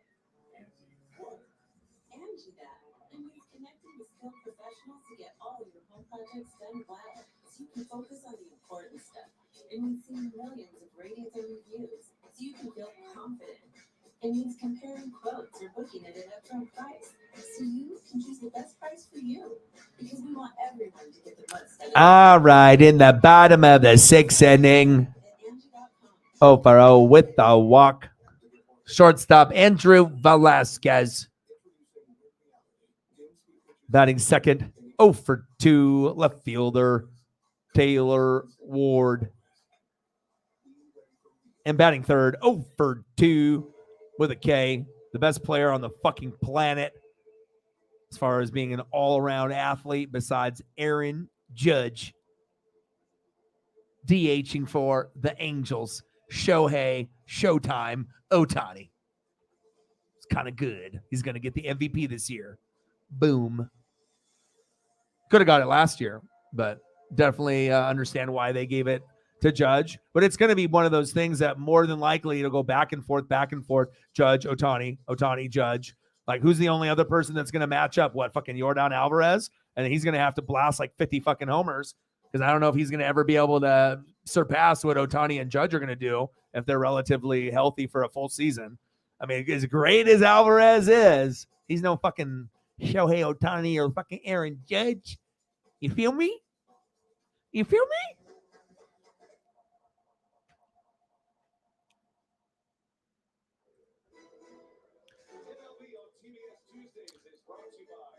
MLB TBS Tuesdays, where we get 0 for the whole game.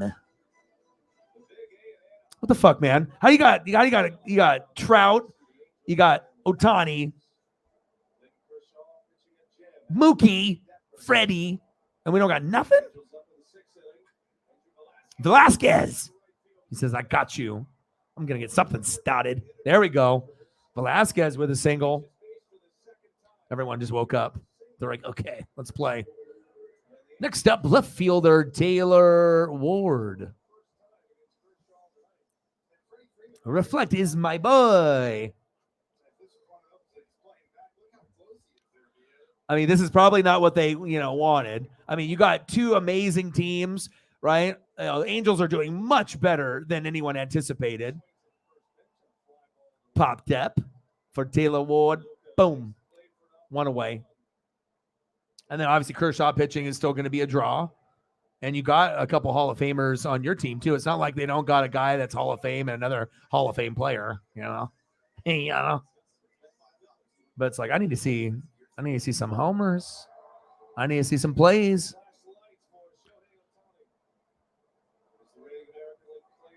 This guy's kind of good.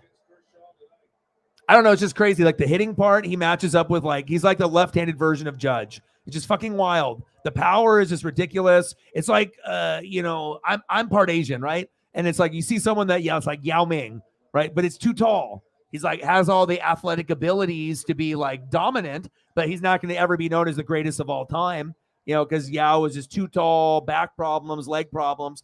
But it was one of the only people that Shaq had a problem with. And if Shaq, had a problem with Yao Ming, obviously couldn't, really guard him that well, like a compliment to Yao Ming. That's pretty special, and especially how good Shaq was. But Ohtani is like on another level. I mean, Ohtani's like on the Ichiro level, as good as he was when he was like, hitting.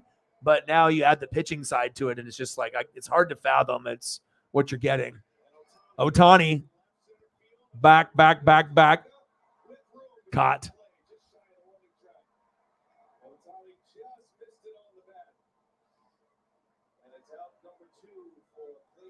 Two away.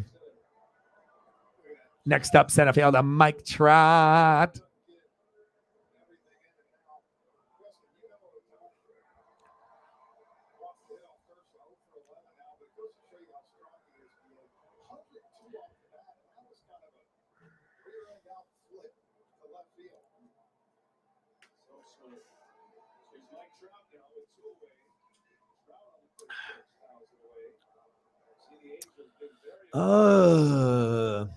The bottom of the sixth.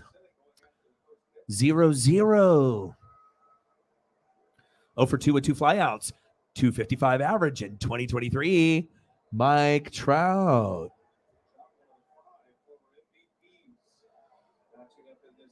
One of 5 former MVPs. There's a lot of MVPs.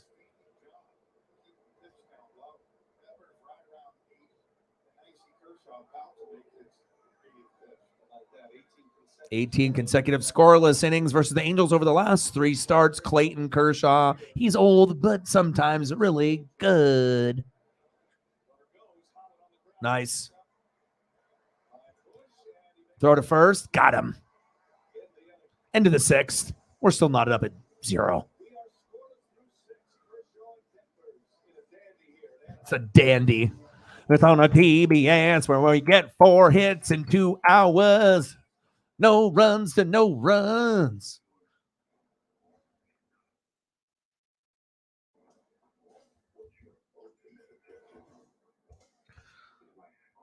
Top of the 7th, TBS. Baseball with no action. Well, we'll get some action. It ain't going to end 0-0. Something cool is going to happen.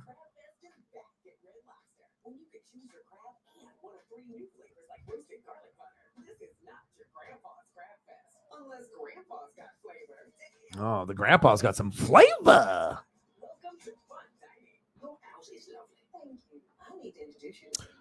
Oh, let's go to the top of the 7th. Knotted up at 0. Dodgers up 0 for 2 with a K. Leading off catcher Will Smith. Batting second, 1 for 2 with a K. Designated hitter for Los Angeles, J.D. Martinez. And then, you know what? I won't lie. To be able to have a DH almost the whole year and just that's your guy, you know what you're getting, and he's not losing the spot unless he gets hurt. That's a cool feeling.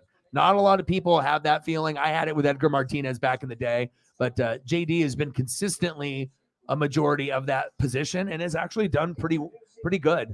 I mean, obviously you would want your batting average to be better and a little bit more hits and home runs, but I see you, JD. 1 for 2 with a K. What will you do? And batting third, 0 for 2, second baseman Miguel Vargas. It's the back end of the lineup. No one, Dodger fans, right? No worries. Like, dude, you already know what it is, right? You're playing well. You're doing good. Max Muncy's injured, right? And then Vargas, guys like DeLuca, Outman, Rojas, Bush. That's where the question marks are, which they, you're getting unfamiliar names. You're trying to find chemistry. And can some of these guys that are filling in for others that left, what are we getting? Are you even and that's the difference between the Dodgers, right? And like a team like the Braves, where you see a little of the young and the old. And yeah, maybe Michael Harris is struggling a little bit like Julio, but they have so many other pieces that it really feels like, to me, if you're talking about that, veteran team that's going to win it all, it feels like it should kind of be the Braves World Series to lose. And obviously if we get like a Rays or a Ranger team, they have a chance. I mean, the way that those teams are playing, there is no doubt. But as far as like been there, have the experience, Strider looking like he might get the Cy Young as long as he stays healthy the rest of the way. It's going to be fun. There's better teams in the American League than there are in the National League. With the National League, you got the Braves, you got the Dodgers, the Diamondbacks, and a couple others, but it doesn't really feel like anything too special besides the Braves as far as like, oh my God, championship, right? And then on the American League side, you got the Rangers and the Rays are legit World Series teams. Then you're going to have the Astros and Yankees chase. And then you also got teams like the Orioles that could be the sleeper team out of them all, where they go in there and they play Tampa or they play Texas or Houston or New York and they win. Like, would anyone really be that shocked? I mean, sometimes when you're a good team and you're a new team, you fucking ride that wave, that Uncle Mo, and I mean, I get it. Like Rangers and Rays have like the best plus minus differential, but I think like, look at what happened with the Orioles playing the Rays today. I think most people would be like, Rays are going to win. And then all of a sudden the Orioles are like, oh, some of these guys and these rookies and these pitchers and, oh, pitcher of the week, player of the week. Oh, Orioles.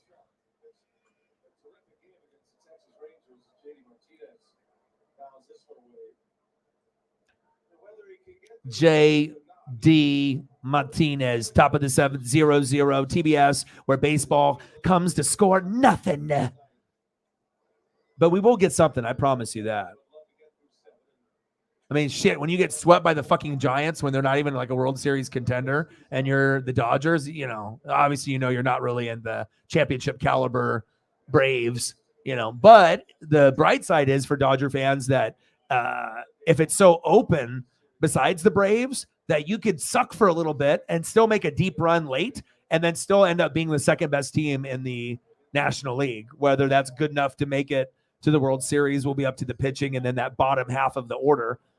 Hitters 5 through 9. But I mean, if they get any kind of consistency out of that, yeah, they'll definitely be able to match the Braves. But I think that's just where the question marks start. And it's kind of cool to be able to see a team like the Diamondbacks be like relevant. Like, how the hell are they winning the division? Like Padres, I think, are like in 4th in the division. Dodgers are 2nd or 3rd. You got Diamondbacks just sitting in 1st. Oh, look at this. Bang, got him. Detmers, 8th K. What the hell is Detmers on? What is Detmers doing? He's like, shit, you got 2 photos of me for a reason, oh? I was like, shit, I did. If I didn't think that much of you, I would have only put 1, but I did 2. Top of the 7th, runner at first. Come on, let's get some fucking hits and some runs. Let's go, Miguel Vargas.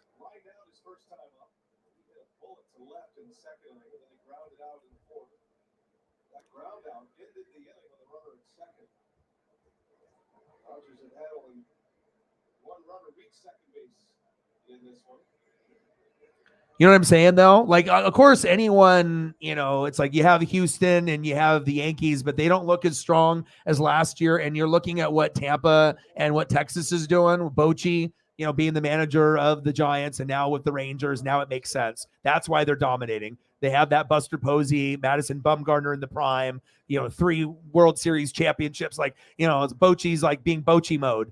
So that's why the Rangers are not only in second, they're in fucking first, right? And then Tampa, obviously, when you start off fucking like 14, 15, 16-0, and you can carry that momentum, then that's exactly what they've done.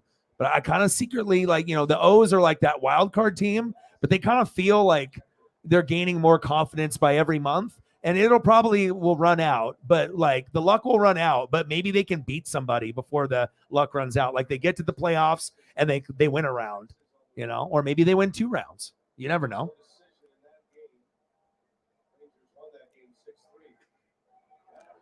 This would be nuts. 3-2 count to Vargas. It's a very high-scoring game tonight, 0-0. Edge of the seat. We've got 5 hits. But good thing that, I can entertain, and we got amazing people in the room, and we can talk about fucking Josh Donaldson. That would have been terrible. Popped up from Vargas. He says, no, I got it. 2 away. Oh, man. I don't even know what I would have done if that would have happened. But you know what? A lot of us with the Mariner fans and, just fans in general, people always have to try to like first be like sad and then like angry and then be like, well, maybe it'll be better than we think it is. You got to have that optimism.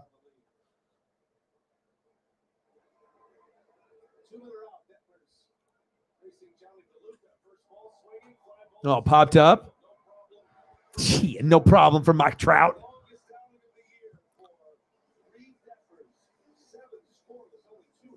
Wow. Detmers doing Detmer things. DirecTV has 2 ways to get the TV you love, satellite or internet. And that show you pretend not to love. Look, if you want to watch people eat bugs in the woods, that's your thing, baby. Switch today for a $200 reward card. Pizza lovers know Marco's is the real deal. Real fresh dough, real signature sauce, 3 real cheeses topped with real meats. Now, $32 million a year for 3 more years. Wow.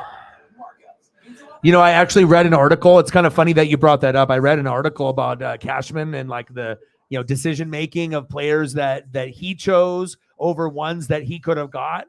And there's like each year there's like an amazing player that he decides to like maybe just go cheaper, but then just a little bit more or around the same money, and then just could have, but also you have to assume that other player wants to come to New York. But definitely a lot of like kind of botched, like, you got a guy, yeah, maybe he was the 6th best, right? But then maybe you could have had the 2nd best, just like what happened there. Like there, could have built a little bit better of an overall squad, but I think the Yankees, the reason that they're like that is they're so confident, is if you're a Yankee, if you're their guy, they believe in you. If you're their guy, that they will pay, they'll pay whatever. And you're their boy. Like, what I'm saying? They're going to take care of you. And, as long as you're a part of the clique, right? 1 for 2 with a K, leading off second baseman, Brandon Drury. Batting second, 1 for 2 with a K, right fielder, Hunter Renfroe. And batting third, 0 for 2, first baseman, Kevin Padlow.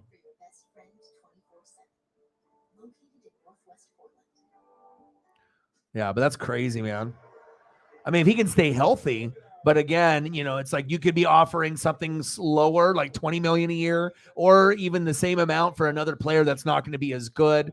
So,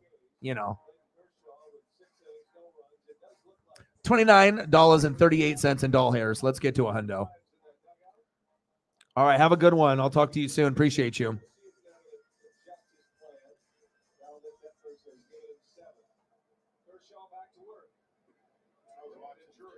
Yeah, especially I think once you get to a certain age, where you just don't want to, you don't want to deal with that if you don't have to.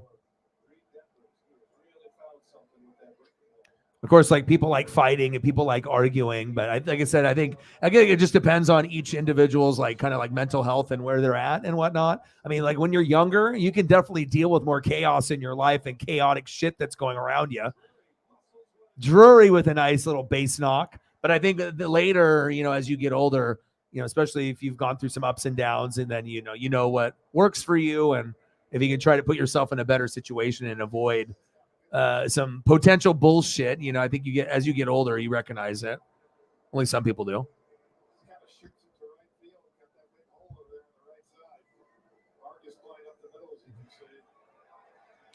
Yeah, but you're right, man. A lot of the sports franchises, it's just a lot of people. And it's not like everyone is like trying to be the expert and like everyone is like the Einstein of, that favorite team. But, it's just a lot of people that just like to fucking argue over dumb shit that doesn't even need to be, argued about. It's like to argue just to argue, even if you don't give a shit about what you're talking about. It's like, I don't know. That's a weird thing to do.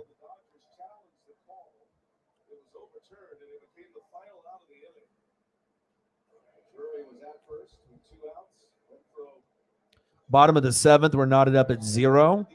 Runner at first. Kershaw, what a wicked pitch. That curveball. Shit. That was wicked. Look at this delivery and this drop. Bye-bye. Yep, he went down to a knee. That's how wicked it was. That was wicked. 1-2 pitch curveball by Kershaw. Popped up. Slicing. Ooh. All the way to the wall. Mookie throws to second. Oh, runners at second and third. Uh-oh. Here we go. Kershaw's on the ropes. So at this point, you have no outs. You got to pull him.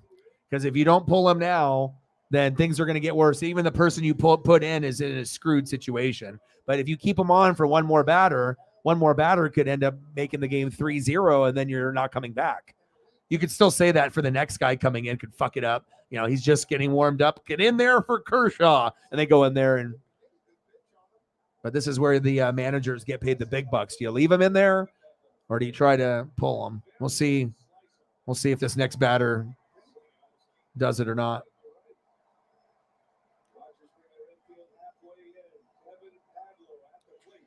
Chopper.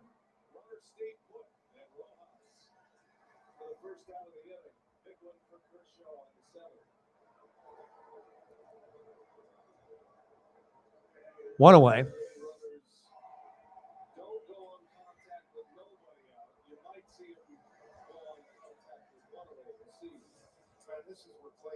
Oh, Kershaw, you're on the ropes.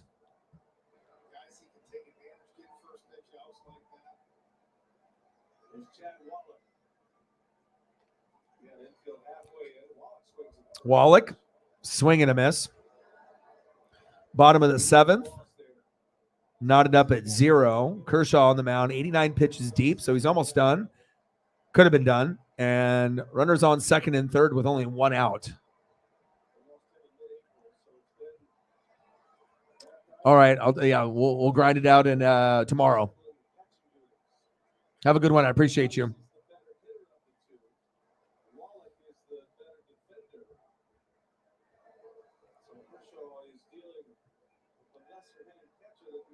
And hopefully we'll have someone that'll help out for you.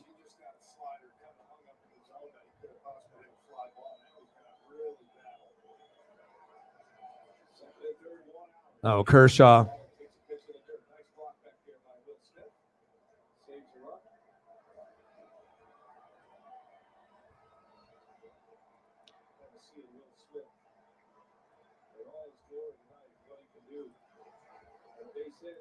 Kershaw on the mound. Wallach, the catcher, 0 for 2 with a K.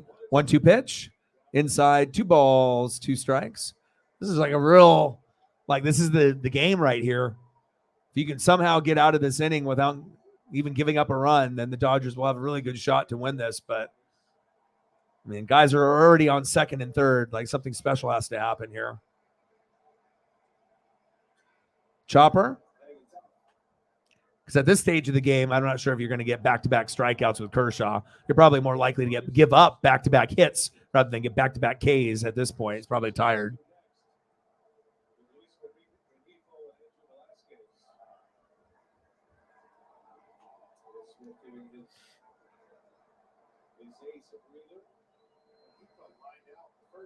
Yeah.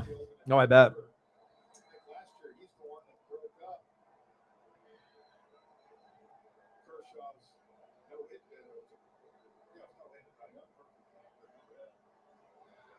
All right, bottom of the seventh. We're knotted up at 0, 2-2 count. Runners at second and third. Kershaw, getting close to, do or die right here. It's like you either save it for your team and give them a chance to keep going, or you lose the game right here, within the next 2 or 3 batters. Could be one batter.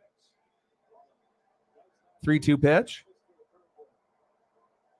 It's high and outside. Now we have a full count, 3-2 count. Wow, this is like the game right here. Like it was like nothing. And then now here's the game. Bottom of the seventh, 0-0. Runners at second and third. Got him. Wow. Yeet. You got him to chase it. Kershaw with a K. Huge strikeout. How many is that? 5 now? 5 Ks for Kershaw, but 8 for Detmers. Shout out to Detmers, to get more Ks than Kersh at this point. That was a huge out. Way to be, Clayton. Now you got 2 outs. Now all you got to do is just one more. Can you do it?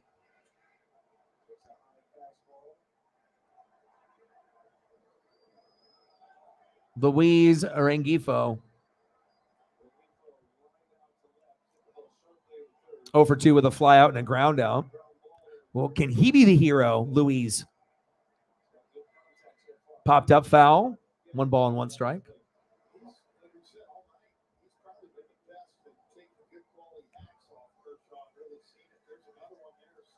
Seriously. Well, shit, Don Mattingly would always keep guys in an inning or 2 late. And I would always have to talk to my dad. I was like, "What the fuck is Don Mattingly doing? Like, take this motherfucker out. Like, it's going bad. Like, do you not have like the recognition when shit is going bad that it's going to continuously, like, they lost it, it's over, they can't hit the plate anymore?" And I'm like, nah, let's go for another inning. So at least Dave Roberts is better than Mattingly in that regard, because that was, and I wasn't really knowing like what you were going to get after Mattingly. I was like, oh, I don't know about this Dave Roberts guy, but pitch is high, 3 balls, 1 strike.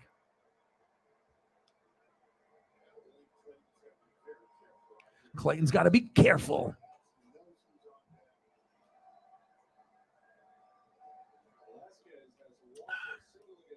Goddamn.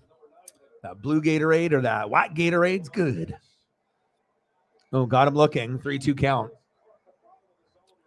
Let's go.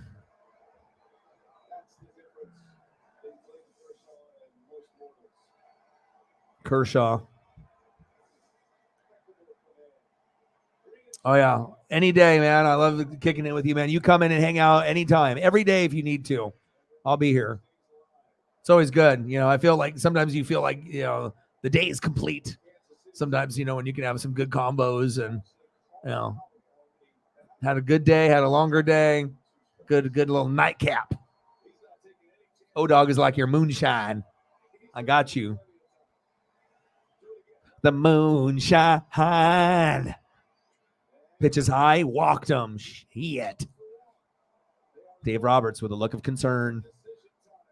Guys taking their hats off, combing their hair with their fingers. What is going on?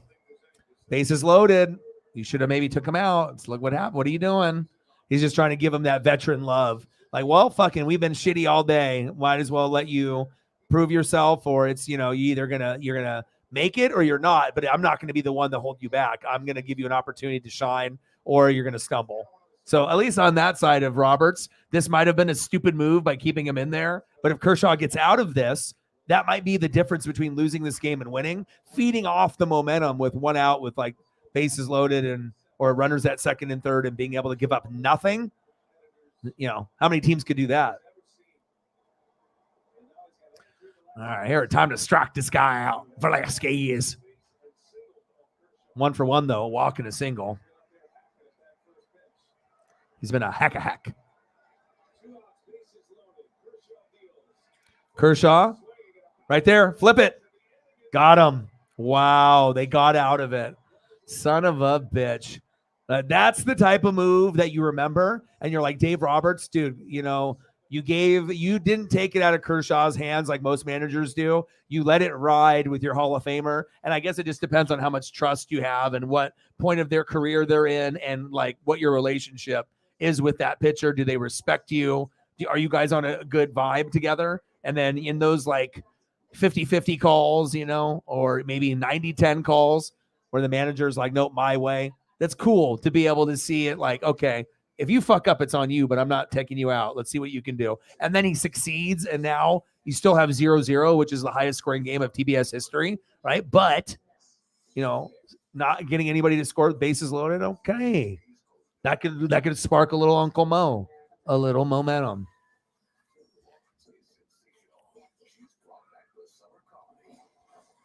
Impressive.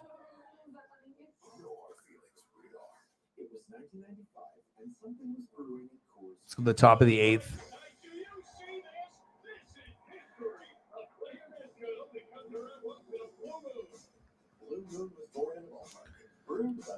Next up in the top of the 8th, 0 for 2 with 2 Ks, center fielder James Outman.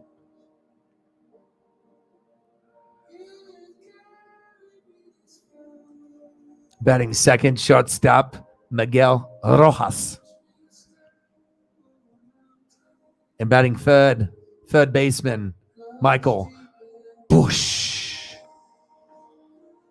I'm not sure if this is the part of the lineup that you really would want in at this point in the top of the 8th. You're looking at your 7-hole, your 8-hole, and your 9-hole. I mean, that's probably not 7, 8, 9 is not ideal at this point, but that means at least at some point before the game is over, Mookie, Freeman, Will Smith, then you go from the worst to maybe the best opportunity. But you never know. Sometimes it's those guys that you have not a lot. I mean, Outman is kind of like a Cody Bellinger. So this guy actually can be consistent in the 7-hole, but like Miguel Rojas, I mean, you're probably not getting too much, right? And then Michael Busch, you're probably not expecting anything. So we'll see how it goes.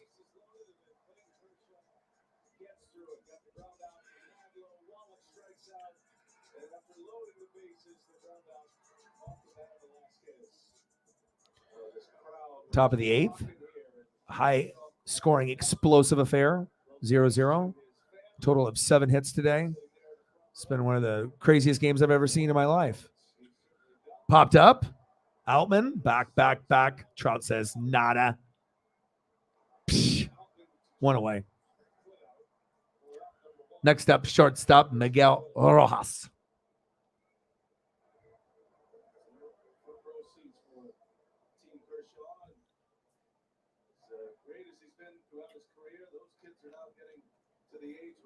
Start to remember some of these moments. Realize how great their dad is. Chopper foul. One of the best change-ups in all of baseball is going to come out with a 4-seamer. Not throwing necessarily hard 94, but come on, baby. Can really mix and match. 0-0, top of the 8th. Davinsky pitches outside. 1 ball, 1 strike. Miguel Rojas, 0 for 2, 2 ground outs, 224 average in 2023. It could be much better, especially if the Dodgers want to make a deep run. They have to do shit like that. Let's go. Go, baby. Go, baby. It's those guys that you don't expect anything from, and boom, shakalaka. They give you something. Miguel Rojas. There we go. Nice double. It's like no one's expecting me to do anything. Boom. Next up, third baseman Michael Busch.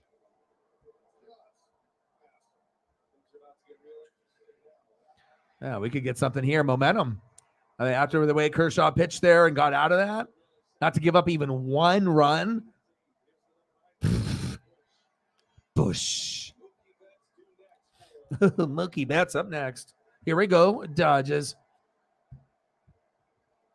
All right, bobblehead. You got to give the bobblehead the proper. There we go. Boom.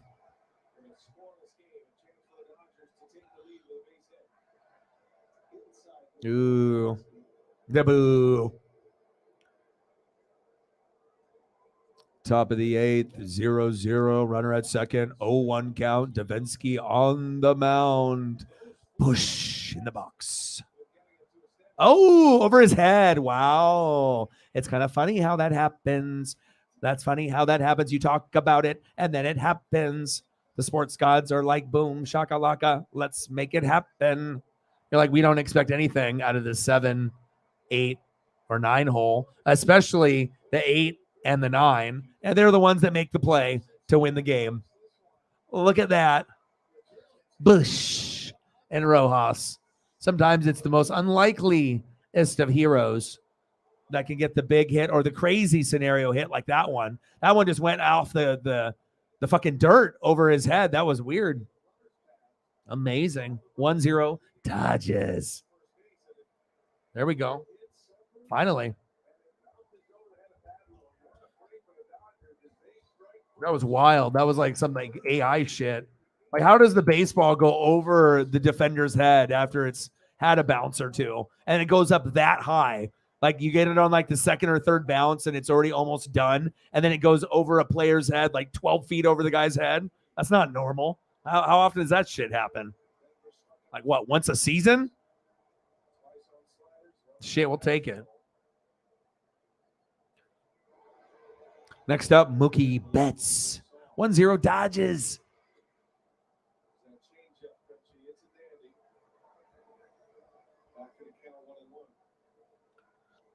1-1 count to Betts.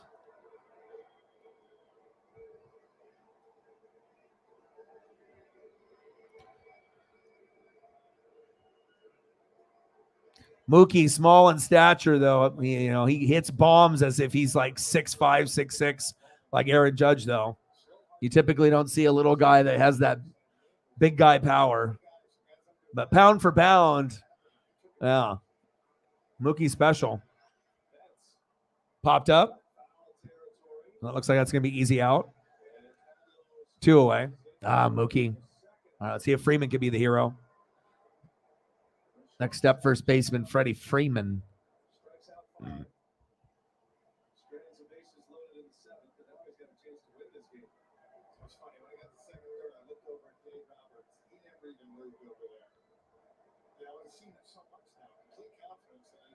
We're cheering his name, chanting his name. Freddie, Freddie, Freddie.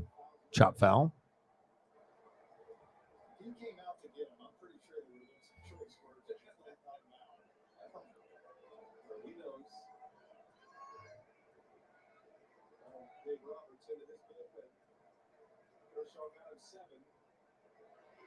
Freddie? Freddie? Oh, Freddie. Ooh, baby. Freddie, Freddie, Freddie, Freddie.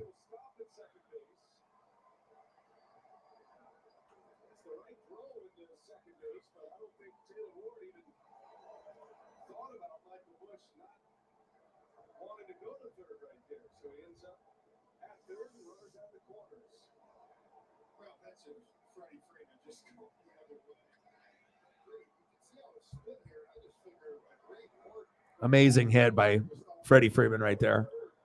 That's why, you know, as far as consistency, you know, if you had one guy that you needed to count on out of everyone in the Dodger lineup, it's hands down Freddie Freeman, and it's been that way for a while. Mookie can give you those explosive plays once in a while, but if you're talking about the one, Mookie's the 2, but Freddie's the 1. But also you got guys like Will Smith and Max Muncy when healthy. They can pack a little bit of a punch too. Muncy's having a pretty good year. He's kind of boomer bust like normal. Bunch of strikeouts, but home runs. And Will Smith is doing pretty good as well. Just under 300. Stepped up this year. Ooh, Smith. Ooh, almost a homer. Oh, it was a foul. Holy shit. That was almost a 3-run homer. Holy shit. That was almost a fucking homer. That was almost a homer. Let's look at Will Smith. He's taking a look at the replay. He's like, man, what's about that? Huh? Let's take a look. He's like, was it? Wow. That was really close from being. Psh. Wow. Didn't realize it was that close. This guy's kind of good.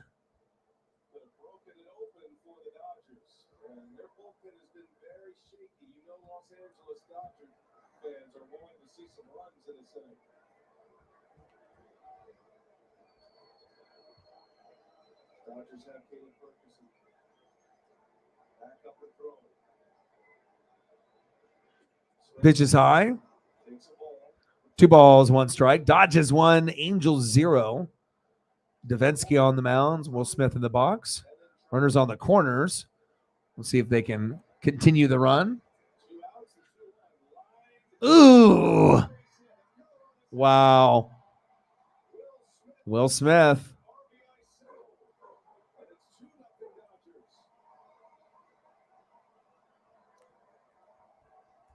Two nothing Dodgers. Second hit of the game, and he delivers in the clutch. There's that changeup. Gets him out front, but you can see he just stays backing up, and he's able to hook it between the shortstop and third baseman, driving another. Go back to that break they caught. If that ball stays down like it's supposed to, you got a runner at third and 2 outs. Or bets up who popped up, you could have a whole different ball game. Instead, 4 hits in the inning now for the Dodgers. And J.D. Martinez coming up. 2-0 Dodgers leading. A huge attack on one because of Ohtani with Trout. It's a 1-0 ball game. One swing of the bat easily ties this ball game up now. You got to run to work with. Dodgers have had a hard time getting to Evan Phillips, their closer. There's Bob, an insurance run here as Martinez takes the ball.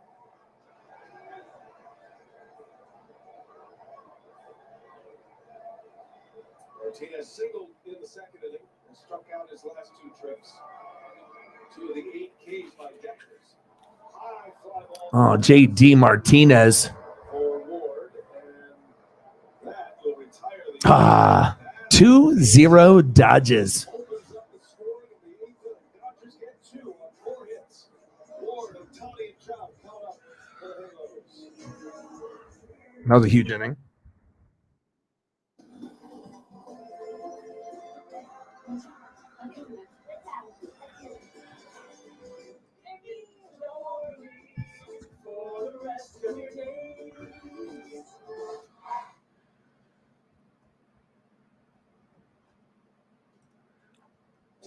All right, next up for the Angels in the bottom of the 8th, 0 for 3, left fielder Taylor Ward.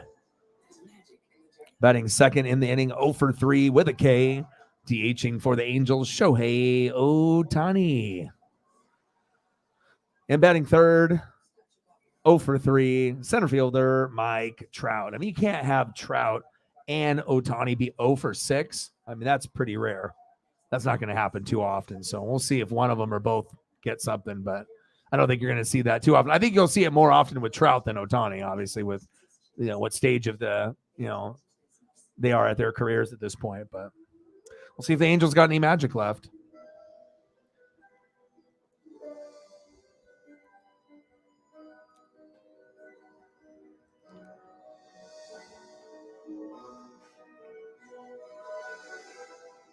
I'm going to go check up on my pup here real quick as we get kind of towards the end of this matchup.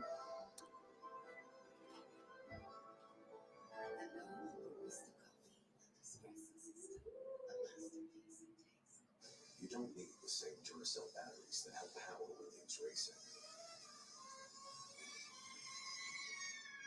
Until you do. Duracell is a proud partner of Williams Racing. The non-breaded Popeyes black and chicken sandwich is back, marinated in bold Louisiana spices. Without the bread, this juicy filet is served classic or spicy on a toasted brioche bun. Try it for just $4.99. No breading, all flavors.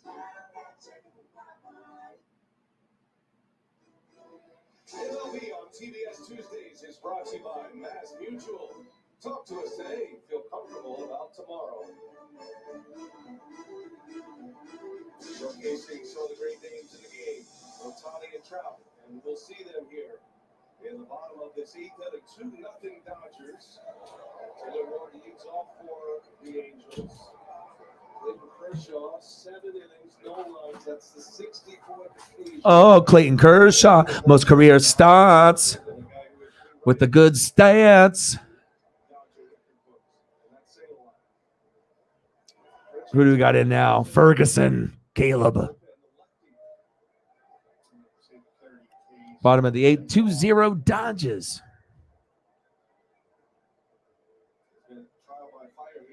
Ward pops up. Mookie Betts, 1 away.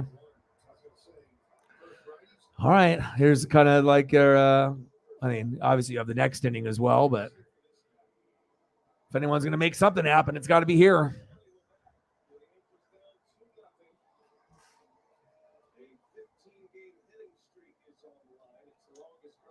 446 average. Was that last 15 games? Ooh, big swing and a miss. That would have been a homer.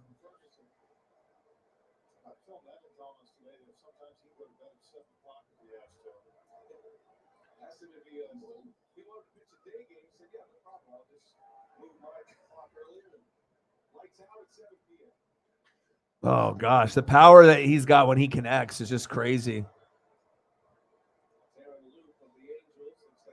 It's like I think as like far as like bringing some of the Japanese players over, it was cool to be able to see Ichiro have that success, as a positional player, and it wasn't just like a pitcher like a Hideo Nomo, but then now to actually get like a Bo Jackson type of player from Ohtani, and you got someone like Aaron Judge that is just incredible right now too. It's a good time to be watching, kind of soaking in the greatness.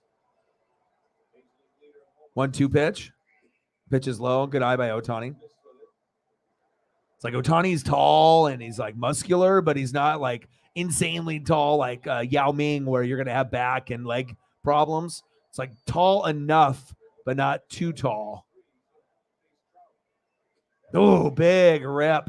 Struck him out. Wow. 2 gone. Next up, center fielder Mike Trout.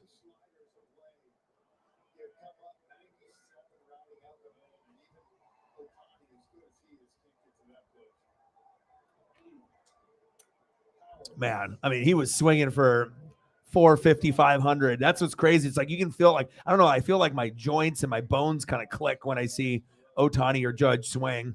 It's like so much like force. All right, 0 for 3, ground out at last bat, 254 average, 15 homers, 39 ribbies for Mike Trout. 1-0 pitch. Trout fouls it back. 1-1 count.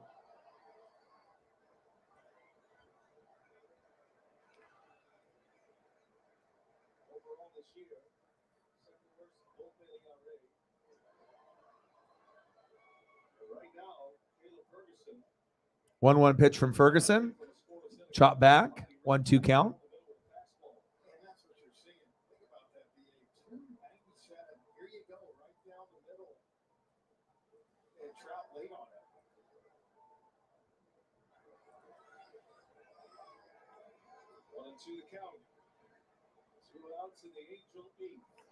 One 2 pitch. Chop foul.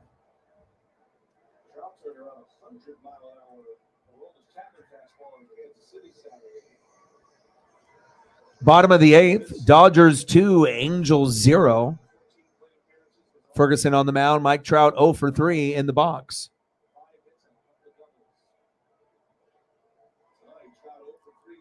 One 2 pitch from Ferguson. Pitch is high. 2 balls, 2 strikes.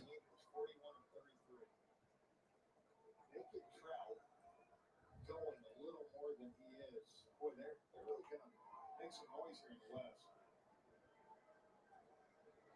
Currently 5 back at the Rangers. Uh-oh, pitch is outside. Wild pitch. Count is full. 3 balls, 2 strikes. Dodgers are missing Blake Treinen and Hudson's return is imminent. He's got a minor league rehab scenario now. Been out with a knee injury. Kevin Phillips, our closer, has been great. Getting to him has been the challenge. Trout takes a call. Oh, pitch on the corner. He went to first, and he said, struck him at. And he said, no, no, no. There's a little talk with the ump there. Wow. Right on the corner. Probably should have been a ball, but got called out. End of the 8th. Let's go to the top of the 9th. Dodgers 2, Angels 0. Wow.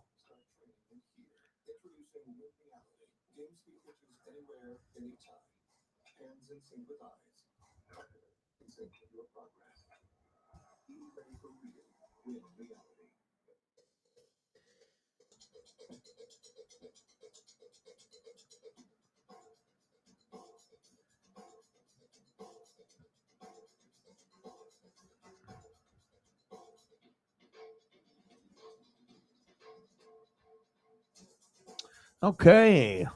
Let's go to the top of the 9th. 0 0 0 0 0 0 0 0 0 0 0 0. Finally, you get them to wake up in the 8th. Sometimes it's like that, and it's the most unlikeliest of heroes. Will we get another one? 0 for 3, second baseman, leading off for the Dodgers, Miguel Vargas. Batting second, 0 for 3, left fielder, Johnny DeLuca. And batting third this inning, 0 for 3 with 2 Ks, center fielder, James Outman. And Outman actually has shown some promise. He's been in a little bit of a slump. He's down to like 233, but that was kind of like your Cody Bellinger replacement. And at times, Bellinger would be streaky and be really good, but then also he'd go on cold streaks also. So hopefully they can figure that out between both of the players since now Bellinger's on the Cubs. But I think the Justin Turner, not being there, Kike Hernandez not being there, things could be a little bit different with a couple of those guys. But again, you can't keep everybody. And you don't have Anderson, with Gonsolin this year either. And that was a pretty good success story for them last year. So, all right, we'll see what we get here. I mean, we didn't really think we were going to get a whole lot out of the 7, 8, 9 hole. The least likely people that you would think that would do anything would be Rojas and Bush. But sometimes you talk it into existence, and then the sports gods are like, boom. All right. And then good shit happens. Let's see if Vargas can get a hit. What a game tonight. And a big inning for Caleb Ferguson, who's faltered a little bit in those pressure cooker moments. But that was a big moment for him. Seems to out Ohtani and Trout with the 3-3 down. Angels down 2-0. Aaron Luke on the mound, and first ball swinging Wow. Fergus, and that is gonna be caught. Wow. Sliding catch. Renfro? Are you kidding me? That was awesome. Jeez. Someone showing the athleticism. He's like, I'm going to run full speed, sliding down to my knees for about 5 feet, but I'm still going to catch it because I'm that fucking good. Wow. 1 away. I see you. Next up, left fielder, Johnny DeLuca.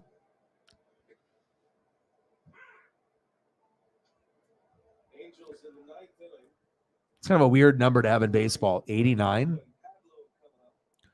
Maybe that's why he's 0 for 3 tonight. Needs to have a better number.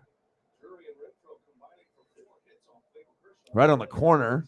Could have been a ball, but called strike. Now he's behind 0-2. Top of the 9th. Dodgers 2, Angels 0. We didn't get any action until the 8th inning. And that included both Dodger runs. Big swing and a miss. Throw to first. Got him. 2 away. All right, Cody Bellinger replacement center fielder James Outman. I mean, there was a point where you were kind of in a mode, in a groove, but Evan Phillips, the Dodger closer, preparing for a save opportunity. Dave Roberts going to send up a pitcher. Chris Taylor. oh, you switched it on me, huh? Supposed to be James Outman, but boom, I got it.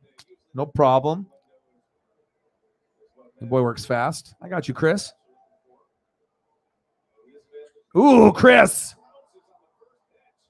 Back. Oh, to the wall. Wow. That was actually very nicely hit, but not far enough. All right. Last call for the Angels. We're going to the bottom of the ninth. With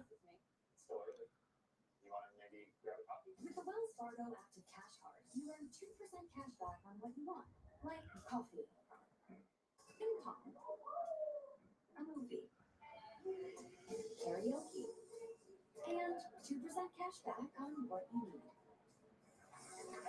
No. Just my shoe. Like maybe shoes without laces. The Wells Fargo Active Cash Card. That's real life ready. Your house is lovely. Thank you. I need to introduce you to someone. He was telling me how Geico makes it easy to All right, here we're going to the bottom of the ninth. Last desperation effort for the Angels. Actually, a pretty good part of their lineup, to be very honest. And these are guys that are like unlikely heroes, too. So leading off for the Angels, 2 for 3 with a K. Second baseman, Brandon Drury. Probably wouldn't be anybody's number one choice. Batting second, another surprising 2 for 3 with a K. Exactly the same stat line. Right fielder, Hunter Renfroe. I just saw him make a sliding grab, but okay. And then this one isn't a big surprise. 0 for 3, first baseman, Kevin Badlow. And he doesn't play, every game is like a starter, just kind of like a filler player. So anytime a filler player comes in, you don't really have a lot of expectations, but maybe that'll turn into something. You don't know. Good morning. I'm Peter Davidson. Not me, because before 11 a.m., I like to keep it toned down and simple, just like Taco Bell breakfast. I hope we play the Yankees better than we did today. But again, it was more Garrett Cole really than anything, because that's just not a normal type of person to be going against. You go against a player like that, it's, you already know, it's like 7-1. You have to be like that 1 or 2 teams a year that wins against him, or one of 5 or something. Like, it's not going to be easy. So hopefully we do a little bit better, but it could have been a hell of a lot worse. It could have been 3-0. Hell, at one point it looked like it was going to be like 6, 7, 8, where they were going to start pouring it on, but we got out of a couple jams. But still, just not enough hits, not enough runs. It's like, you got to be able to get more than 5 hits a game, and you want to get more than 4 runs, and it gets difficult. I hate seeing our pitchers, have shittier records than what they deserve. Oh, no, that sucks. Well, the Giants are on a heater. They swept the Dodgers. So if you pay attention to what's going on, it's not just you suck, right? It's, you could have played better, but sometimes you're going against a team that's a heater. So right now, the 2 teams that are on the hot streaks are the Giants and the Reds. And the only reason I know that is because I was watching this fucking MLB program and they kept talking about it. So anytime I watch a little extra shit, and I can pass that information on. So yeah, it stinks. Both the Padres and the Mariners stink, right? But we'll see if it turns around.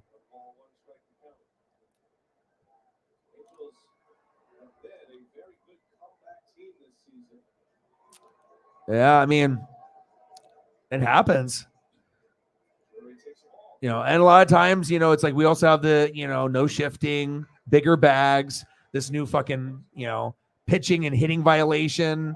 And, a lot of hitting is down. And I don't think necessarily the pitching has gotten better. I just think that, the hitters are chasing more this year with these new rules and, maybe things like the timing of the at-bat to have more time in the box for yourself and not have to worry about being penalized. And you could be a little bit more chill, instead of feeling like rushed. And obviously the people that are feeling rushed, those are the people that have the shitty batting averages, because they're not in the groove or a rhythm. But I don't necessarily think pitching is better this year. I just think it's a combination of umps being shitty, players reaching and not being patient in the box. But some of the pitchers have been on a heater, not all of them though. Phillips with a nice K. Phillips.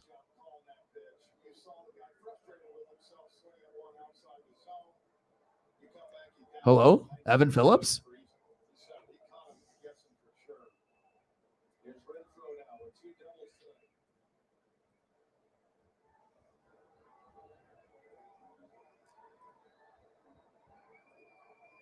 Oh, Zunino. Shit. Yeah. Well, you can definitely tell when in certain, organizations, where they just don't know what they're doing. They just, they're picking somebody, but sometimes you have to do like more research. And, if you really want to be able to have a good evaluation, of what your options are, you have to really watch the film and go deeper, with all of the players, and then you can make the evaluation. But if you're only researching heavy, for like, your top 5, and then if it's someone other than that, then you're just kind of throwing a dart at a board. Well, how do you, we've also had some, good pieces that we decided to give away for Cheetos and Doritos and Fritos, like Adam Jones of the Orioles. Big swing and a miss. Sweeper. Got him. Said Zunino. Zunino. Bottom of the 9th, Dodgers 2, Angels 0. Evan Phillips bringing the heater. The fucking heater. But they got swept by the Giants. I mean, shit, I went over there for Faja's Day. It's not like when you want to go eat like ribs and hot dogs and burgers and everything and have all the fixins, and then you fucking watch your dad's team fucking play shitty, But they did get bases loaded at the end of the game. They lost, but at least they had an opportunity to, like, if they would have gotten it, then, something could have led to maybe a little bit of a little run or comeback. Popped up. No, this might be the game right here. Rojas. Dodgers win, baby.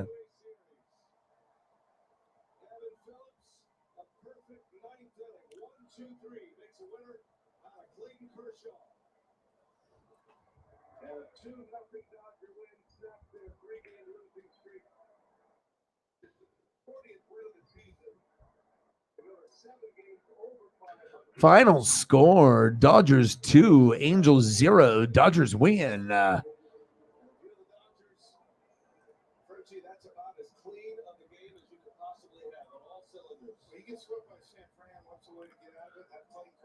Yeah, Kershaw. 7 innings pitched. No earned runs, 5 Ks, 2 walks, 9-4 record for Kershaw for being kind of older. Regardless if you like him or hate him or like the Dodgers or, sometimes you don't expect a guy that's kind of at the end of the career to have numbers like that. More likely you'll be 4-9, even if you're a legend, not necessarily 9-4. I mean, look at the records of a lot of the top pitchers in the league. It's a little surprising, but in a good way, because honestly, the only way the Dodgers are going to get past the Braves, Kershaw is going to have to bring his stuff, and he's got to have to be on with a few other Dodger pitchers to even be in the same conversation. So at least for the Dodger fans, some positions are not really working out, but at least Kershaw is overachieving this year. You got to take the bright side, the good with the bad. So yeah, absolutely. Well, at this point, I kind of leave it up to Reflect. You got to go and whatnot. Elliot, you got to go. I was going to say I can kind of leave it up to some of y'all if you guys want to hang out for another like 30 minutes or so to the 3-hour mark, and depending on who shows up and where we're at, we can do that. Look at, old school baseball, wrestlers, food, whatever, or we can just end it. I can kind of, you guys let me know in the chat what you guys are thinking. I mean, I'm always down. I mean, I don't have necessarily a time since school is over. So, I mean, essentially I can stream, pretty late if needed, but just based on the vibe and what, you guys are wanting to do. Okay, that's what I figured. No worries. Yeah, and like I said, I'll try to do as many matchups in the evening, and then I'll be trying to watch obviously the Mariners as well. But we'll be back at it. And I think Shohei Ohtani's pitching tomorrow. So we're probably going to be back here doing the Angels. I have to look at the schedule here. But I'm pretty sure that was going to be the move tomorrow. But I appreciate you very much. Any kind of support, the donos, the love. Let's take a look here on Wednesday. Click on tomorrow. What do we got? I'm really looking forward to that Orioles Rays at 9:10. I think I might have to like peep that a little bit because I'm like intrigued. You want to keep an eye on some of the sleeper teams this year, like the Orioles, the Rays, the Diamondbacks, the Rangers, the Pirates, the Marlins. Like, see what you're working with. Is it all talk or can they back it up? Is it only going to last until the All-Star break, or can some of these teams ride the momentum like the Diamondbacks all the way with like a Corbin Carroll? You got rookies and good players. Anything's possible. Mariners and Yankees play at 4:05. And yeah, Dodgers, Angels. And what do we got? Ohtani, and then the Dodgers haven't decided who's pitching. So yeah, if Ohtani's pitching, that's like almost must see. If I can't get, Mariners, I would say obviously Mariners, Dodgers come first, but if I can get Judge or Ohtani on a stream at any point, of course, that's what I want to do. So.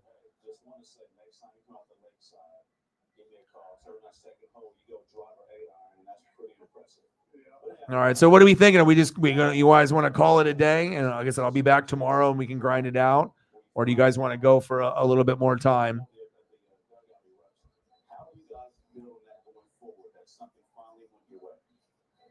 I'm going to delete some of these photos.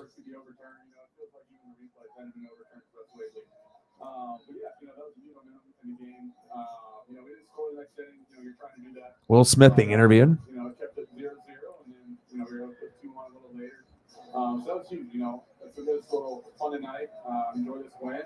And, we decided to come back tomorrow. Yeah. All right, man. Yeah, I'm thinking this might be a good time to, I'll be able to spend some time with Paisley because I was already in here doing some of that Mariners and Yankee work earlier and, grinding things out. So I think it's time to be able to eat and just relax and spend time with my pup. So I love you guys and I appreciate you guys very, very much. TBS probably wanted a little bit more action and excitement in the game. I mean, it was very slow. I mean, we didn't really get any action until literally like the 8th inning. So, I mean, it was very, very, drawn out, but at least we got a little excitement there at the end in the last couple innings, and the Dodgers win 2-0 after getting swept by the Giants. So I imagine for them, it feels good to hit 40 wins. You're 40-33. The Angels dropped to 41-34, almost an identical record. And we got Ohtani pitching tomorrow. So there's a very high probability the Angels might be able to get the dub back. So I love you guys and I appreciate you guys very, very much. Thank you to everyone that donated, shared, commented, subbed, all that. I appreciate you. And I got one question for you. Who talk sports like us? Your boy Ryan, Northwest Sports Fanatics, and I'm out. Gang.